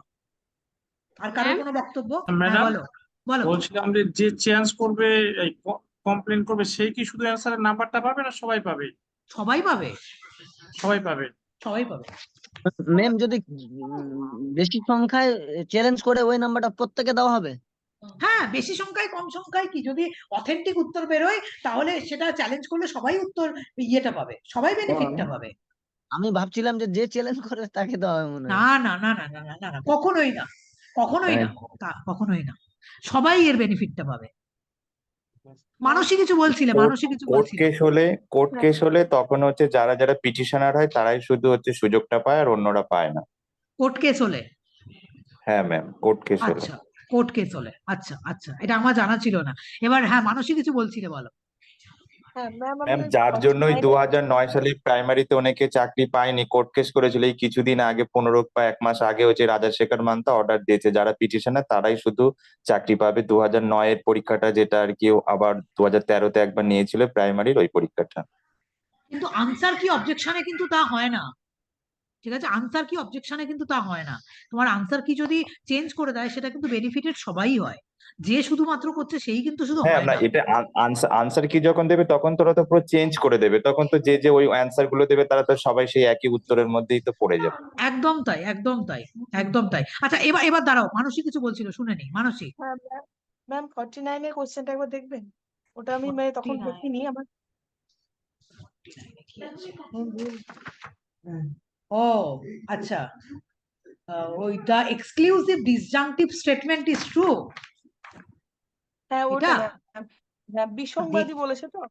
আচ্ছা ম্যাম, বিসংবাদীর ক্ষেত্রে তো আমরা জানি যে একসঙ্গে দুটো সত্য হতে পারে না, হ্যাঁ তাই তো নিয়ম ম্যাম। হ্যাঁ, এটার উত্তর তো একসঙ্গে, দিয়েছে, ফার্স্ট ডিসজাংক্ট ইজ ট্রু দিয়েছে তো। হ্যাঁ ওটা দিয়েছে, কিন্তু আমি আর কি মানে আমার যেটা আর কি প্রথম বিকল্প সত্য হয় এটা দেওয়া এটা আছে যে অ্যান্সার। কোনো একটি বিকল্প মিথ্যা হবে, বিসংবাদীর ক্ষেত্রে দুটো বিকল্প কখনোই সত্য হতে পারে না। আমি ওটাই বলছি, কারণ দুটি সত্যি, প্রথম বিকল্প যদি সত্য হয় আমি তো গ্যারান্টি দিয়ে বলতে পারি না কি এখানে যেটা বলেছে প্রথম একটি বিকল্প সত্য হলে মানে সত্য হবে, কিন্তু দ্বিতীয় বিকল্পের কথা এখানে বলা হয়নি। দ্বিতীয় না বিকল্প সত্য হতে পারে, মিথ্যা হতে পারে। হুম সেক্ষেত্রে তো তাহলে মিথ্যা হয়ে যাচ্ছে। দুটো বিকল্প যেহেতু একসঙ্গে সত্য হতে পারে না, তাহলে এটা কি অ্যান্সার সি হবে না? মানে আমার পর্ষদের সঙ্গে মেলেনি, কিন্তু আমার আগে যেটা মনে আগের হয়েছে দিয়ে আগের যখন আমরা অ্যান্সার করেছিলাম তখন আমরা সি অ্যান্সারই করেছিলাম, যে যে কোনো একটি বিকল্প মিথ্যা হয়। হ্যাঁ তখন তোমরা আনসার তাহলে মানে করেছিলে এটা। কারণ একটা মিথ্যে হলে পরেই জানছি, দুটো মিথ্যে হলে তো হবে, প্লাস একটা মিথ্যে হলেও হবে, কিন্তু দুটো একসঙ্গে সত্য হতে পারে না। দুটো মিথ্যে হ্যাঁ হতে যে কোনো পারে একটা কিন্তু বিকল্প একসঙ্গে যদি সত্য মিথ্যা হয়, হতে পারে হ্যাঁ না। যে কারণ কোনো একটা এখানে বিকল্প ওই যদি যে মিথ্যা হয়। অথবা শব্দের অর্থ, অথবা মানে বৈকল্পিক অথবা শব্দের দুটো অর্থ হয়, একটা হচ্ছে বিসংবাদী আর একটা হচ্ছে সংবাদী। কিন্তু বিসংবাদীর ক্ষেত্রে আমরা জানি দুটো বিকল্প কখনো একসঙ্গে সত্য হতে পারে না। যেমন আমি যদি বলি রাম বাজারে অথবা কলেজে, রাম যদি বাজারে থাকে তাহলে তার পক্ষে কখনোই কলেজে থাকা সম্ভব নয়, আর কলেজে থাকলে তার পক্ষে একই সঙ্গে বাজারে থাকা বাজারে সম্ভব থাকা নয়। কখনো সেটা সম্ভব একটা নয়। বিকল্প সত্য হয় আর একটা বিকল্প মিথ্যা হয়। তাহলে ম্যাম এটা সি অ্যান্সারটা হতো না কি? মানে আমি পর্ষদে নামি আচ্ছা না। দাঁড়াও, শুধু 49 নাম্বারটা আমি দেখে বলছি, দাঁড়া একটু একটু আমি লজিকের বইটাই ভালো করে দেখে নিই। আমি এটা দেখিনি, এই প্রশ্নটা মিস করে গেছি, ঠিক আছে মিস করে গেছি, আমি আরেকবার দেখে নিচ্ছি, দাঁড়াও। আমি কদিন আগে সমীর স্যারের বইটাই পড়ছিলাম ম্যাম, ওই বইটাই দেখেন, বাংলা বইটাতেও আছে ওরকম। আচ্ছা তো আচ্ছা ঠিক আছে, আমি আমি ওটা দেখে আমি মানুষই তোমাকে বলে দিচ্ছি গ্রুপে, ঠিক আছে 49টা যেটা। আর যদি কোনো রকম কোনো ডাউট মনে হয় তাও তোমরা ওই টেলিগ্রামে দিও, ঠিক আছে, সেখানে আমি দেখে আলোচনা করে দেবো। যদি আর কোনো প্রশ্ন তোমার মনে হচ্ছে তার মধ্যে ডাউট রয়েছে কোনো কিছু, সেটা দিও, আমি আলোচনা করে দেবো। আর 49টা থাকলেও শুধুমাত্র, বাকি তো সব বলে দিয়েছি, আমি 49টা একবার দেখে নিচ্ছি, সমীর বাবুর বইতেই আমি দেখে নিচ্ছি যে জিনিসটা কি আছে, ঠিক আছে। যাই হোক, আশা করি আজকের এই ক্লাসটা তোমাদের জন্য হেল্পফুল হবে। আমি আজকের ক্লাসটা ইউটিউবে দিয়ে দিচ্ছি, তোমরা আরেকবার করে চেক করে নাও, বইগুলো একবার ভালো করে চেক করো। হ্যাঁ আশা করি হয়ে যাবে। হ্যাঁ আর যারা ঠিক উত্তরগুলো লাস্ট করে এসছো, কোয়েশ্চেনটা একবার রিপিট করবেন ম্যাম? লাস্ট কোয়েশ্চেনটা যে বলে একবার রিপিট করুন না, লাস্ট কোয়েশ্চেনটা, আমার সিরিজটা তো মিলছে না, খুঁজতে হচ্ছে। লাস্ট কোয়েশ্চেন, লাস্ট হ্যাঁ কোয়েশ্চেন এক্ষুনি মানে এক্ষুনি যেটা বললো, এক্ষুনি ও এক্ষুনি যেটা an বললো। exclusive disjunctive statement is true if both disjunctions are true, এটা হতে পারে না। First disjunct is true, either of the disjuncts is false, এটা হবে না। both disjuncts are, এটা একটু দেখ, আমার মনে হচ্ছে বি উত্তরই হবে তো কারেক্ট, তবু আমি দেখছি, সি এর সাথে আমার একটু ডাউট হচ্ছে, আমি এটা একটু দেখছি। এটা 49 নম্বরের প্রশ্নটাও বললো an exclusive disjunctive statement is true, বিসংবাদী বৈকল্পিক বচন কখন সত্য হয়? যখন তার একটা বিকল্প সত্য হয়, দুটো বিকল্প একসাথে সত্য হতে পারে না। না ম্যাম, দুটো বিকল্প মানে একটা বিকল্প সত্য হয় হতে পারে, আবার দুটো বিকল্প মিথ্যে হলেও কিন্তু সত্য হয়। দুটো বিকল্প না, বিষয়টা একটু ভেবে দেখার মতো বিষয় আছে। ম্যাম এখানে বৈকল্পের এই জায়গায় দুটো ভাগ আছে, সেটা আগে পড়তে হবে। একটা হচ্ছে বিসংবাদী আর একটা হচ্ছে সংবাদী, এই ভাগটা সংবাদী। আগে দেখতে হবে।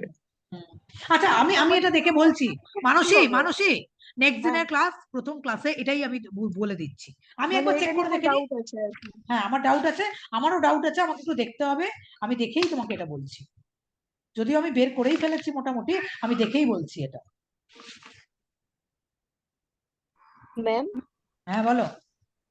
ম্যাম এসব প্রশ্ন দেখে কি মনে হচ্ছে কত কাট অফ যেতে পারে? কাট অফ কি করে বলবো? বাকি সবার কি কেমন পরীক্ষা দিয়েছে সেটা কি জানার বিষয় আমার? মানে তোমরা কি কি পরীক্ষা দিয়েছো সেটা কি আমার জানার বিষয়? যথেষ্ট সহজ প্রশ্ন ছিল, এর থেকে বাইরে কিছু হতে পারে না, যথেষ্ট সহজ প্রশ্ন ছিল, ঠিক আছে। যে ভালো করে পড়েছে সে অবভিয়াসলি এগুলোর আনসার করে ম্যাম আসতে পারে। কনসেপচুয়াল প্রশ্ন ছিল, কিন্তু সহজ হলেও কিন্তু স্ট্যান্ডার্ড ছিল কোশ্চেন। স্ট্যান্ডার্ড ছিল প্রশ্নের, হ্যাঁ কনসেপচুয়াল প্রশ্ন ছিল, স্ট্যান্ডার্ড ছিল প্রশ্নের। কিছু কিছু প্রশ্ন রিপিট হয়েছিল বটে, একই প্রশ্ন দুবার দুবার করে রিপিট হয়েছে, কিন্তু প্রশ্নের একটা স্ট্যান্ডার্ড ছিল, এইটুকু বলতে পারি। ধরো কত কাট অফ যাবে এটা বলাটা খুব ডিফিকাল্ট, যারা বলে তারা খুব ভুল কথা বলে, কারণ এত সংখ্যক ছাত্রছাত্রী পরীক্ষা দিয়েছে, তারা কেমন পরীক্ষা দিয়েছে, তারা কেমন পড়াশোনা করেছে। আমার এক্সপিরিয়েন্স এটা বলছে যে ছাত্রছাত্রীরা পড়াশোনা করে যায়, এটা আমার এক্সপিরিয়েন্স বলছে। খুব 10% ছাত্রছাত্রীরা পড়াশোনা করে গেছে, খুব বেশি হলে 20%, বাকি 80% এমনি ঘুরতে গেছে। ধরো পরীক্ষার হলে পরীক্ষা দিতে গিয়ে ঘুরতে গেছে, তারা পড়াশোনা করে পরীক্ষা দিতে যায়। খুব সিনসিয়ার স্টুডেন্ট এরকম খুব কমই রয়েছে, যে যারা প্রকৃত পড়াশোনা করে তারা পরীক্ষা দিতে গেছে, বা তারা দীর্ঘ 2 বছর ধরে প্রচন্ড পরিশ্রম করেছে, পরিশ্রম করে একদম থরলি টিচারের কাছে পড়েছে বা নিজে বাড়িতে পড়েছে, তারপরে পরীক্ষা দিতে গেছে। এইরকম স্টুডেন্টের সংখ্যা কম। সুতরাং তোমরা যদি খুব মনে করো যে সহজ প্রশ্ন বলে অনেক কাট অফ যাবে, তাও হয়তো যাবে না। ঠিক আছে, কারণ অনেক স্টুডেন্টই হয়তো ভালো পরীক্ষা নাও দিতে পারতে পারে। হ্যাঁ কারণ ম্যাম ঠিক হ্যাঁ, সুতরাং পরীক্ষা তারা ভেবেছে কি 2 মাসের মধ্যে তার সব কমপ্লিট হয়ে যাবে, বা তাদের ধারণাটাই এরকম যে যেদিন পরীক্ষার নোটিফিকেশন আসবে ঠিক সেই দিন থেকে আমি পড়াশোনাটা স্টার্ট করব। আমার কাছেও যেমন এরকম সবাই এসেছিল যে ম্যাম পরীক্ষার নোটিফিকেশন দিয়েছে, আপনি সব ক্লাসগুলো দিয়ে দিন, কোর্সে সব ক্লাস দিয়ে দিন, আমি 2 মাসের মধ্যে করে ফেলতে পারবো। যারা যারা এই ভাবনা চিন্তা নিয়ে গেছে তারা এই উত্তর করতে পারবে না। তো বুঝতেই তো পারছো না, আজকে যেমন আলোচনা করছি, হ্যাঁ, ডেকার্টের প্রশ্নের উত্তর বা এগুলো, তুমি তো বুঝতে পারছো ভেতরে কতটা কনসেপচুয়াল জায়গা ছিল, যেটা অভিজিৎ এখনই বললো। হ্যাঁ, যে সুতরাং মনে হতে পারে ওপর ওপর যে খুব সোজা প্রশ্ন, কিন্তু ভেতরে গেলে উত্তর করতে পারবে না, সে সে আটকে যাবে, দুটো আনসারের মধ্যে আটকে যাবে সে। কনফিউশন কোশ্চেন অনেক আছে। হ্যাঁ, অবশ্যই অবশ্যই অনেক আছে। সুতরাং আবারও বলবো, এমএসসি সামনে ইলেকশনের রেজাল্ট ডিক্লিয়ার হবে, তারপরে আবার এসএসসির একটা নোটিফিকেশন বেরোতে বাধ্য। হ্যাঁ, এই বছর আগামী বছরের প্রথমের মধ্যে আবার এসএসসির নোটিফিকেশন, আবার মাদ্রাসা সার্ভিস কমিশনের নোটিফিকেশন বেরোতে বাধ্য। তখনও যদি তোমরা এবারের পরেও যদি তোমরা এটা মনে করো যে যেই মাত্র নোটিফিকেশনটা বেরোবে আমি 2 মাস পরে 3 মাসে কোয়ালিফাই করে যাব, তুমি পারবে না, তোমার পক্ষে পারা সম্ভব না, কারোর পক্ষেই এটা পারা সম্ভব না। এত হিউজ একটা ভাস্ট সিলেবাস। পড়াশোনাটা করো, আবারও বলছি পড়াশোনাটা করো, পড়াশোনাটা করতে শুরু করো। আর পড়াশোনাটা কিভাবে করতে হয় সেটাও কিন্তু ভালোভাবে বোঝাটা খুব জরুরি। ঠিক আছে, পড়াশোনা যেমন তেমন করলে হয় না, বা শুধু মক টেস্ট দিলেই পড়াশোনা হয় না। পড়াশোনা করতে গেলে লিটারালি কনসেপ্ট ক্লিয়ার করতে হয়, বই পড়তে হয়। হ্যাঁ, সেটা যদি তুমি করো, অবশ্যই তুমি কিন্তু সামনের আপকামিং যে পরীক্ষাগুলো আসছে, অনেকগুলো পরীক্ষা সামনে আসছে, সুতরাং তোমরা কিন্তু রেডি হও। এটা পরীক্ষাগুলো হতে হবে, হ্যাঁ, হতেই হবে, এই পরীক্ষাগুলো সামনে হবে। সুতরাং বি প্রিপেয়ার, এখন থেকে পড়াশোনা শুরু করো, প্রিপারেশন শুরু করো, তোমরা পারবে, এইটুকু বলছি তোমাদের। নলেজটা একবার পড়িয়ে দেবেন? কোনটা? ডিগ্রিজ অফ নলেজটা, মানে এই তো এখনই পড়ালাম 2 দিন আগে। নলেজের জায়গাটা পড়িয়েছেন, কিন্তু ওখানে আরো কি ডিটেলসে কিছু জানার আছে? না না না না না না, আরো কিছু ডিটেলসে জায়গা নেই। যেটুকু পড়িয়েছেন ওইটুকুই, তাই তো? একদম তাই, ওইটুকুই তাই, তার বাইরে কিচ্ছু নেই, কিচ্ছু নেই, এইটুকুই করো। যাই হোক, লাস্টে আমি একটাই কথা বলবো, আমি ক্লাস রেকর্ডিংটা অফ করবো, ক্লাসটা ইউটিউবে যাবে। সমস্ত স্টুডেন্টসদের কাছে একটাই রিকোয়েস্টই, এটা আমার টিচারের তরফ থেকে একটা রিকোয়েস্ট, যে পড়াশোনাটা করো। পড়াশোনা না করলে কোনোটাই কোয়ালিফাই করা কিন্তু অসম্ভব হয়ে যাবে। অনেক ক্ষেত্রেই মনে হচ্ছে সোজা প্রশ্ন, কোনো ব্যাপারই না, এমনি কোয়ালিফাই করে চলে আসবো, সেটা হবে না। সেখানে কিন্তু ভীষণ বেশি পরিমাণে কম্পিটিশন হবে। ফার্স্ট পরীক্ষাটা দিয়ে, এমএসসির পরীক্ষাটা দিয়ে অনেকেই বুঝে গেছে আপকামিং এসএলএসটি পরীক্ষার জন্য বা আপকামিং এমএসসির জন্য পড়াশোনাটা স্টার্ট করো, ভালো করে পড়ো। আমাদেরও কিন্তু দর্শন পরিবারে কোর্স রয়েছে এসএসসির জন্য, এমএসসির জন্য, যেখানে তোমরা নিজেরাই জানো যে আমার স্টুডেন্টসরাই এখানে রয়েছে, সেখানে কিভাবে প্রত্যেকটা বিষয়ের উপরে ক্লাস করানো হয়। এসএসসি কে কখনো আলাদা চোখে দেখানো হয় না যে এসএসসির জন্য কম পড়লেও চলবে আর নেট সেটের জন্য বেশি পড়লে চলবে, এটা কখনোই হয় না। সুতরাং ক্লাসগুলো করো, ভালো করে পড়াশোনা করো। আমি যদি তোমাকে কোনোভাবে গাইড করতে পারি, আমাকে সেখানে হোয়াটসঅ্যাপ করতে পারো, আমি সেখানে তোমাকে অবশ্যই রিপ্লাই করে দেবো। ভালো থেকো তোমরা, তোমাদের জন্যই আজকের এই ক্লাসটা অ্যারেঞ্জ করা। তোমরা দেখে নাও, প্রশ্নগুলো চেক করে নাও, নিশ্চয়ই তোমাদের সবার ভালো হবে। আর তোমাদের সকলের ভবিষ্যৎ জীবনের জন্য আবারও অনেক অনেক শুভেচ্ছা। ঠিক আছে, তো আর আচ্ছা, আমি ক্লাস রেকর্ডিংটা এখানে স্টপ করি, দাঁড়াও।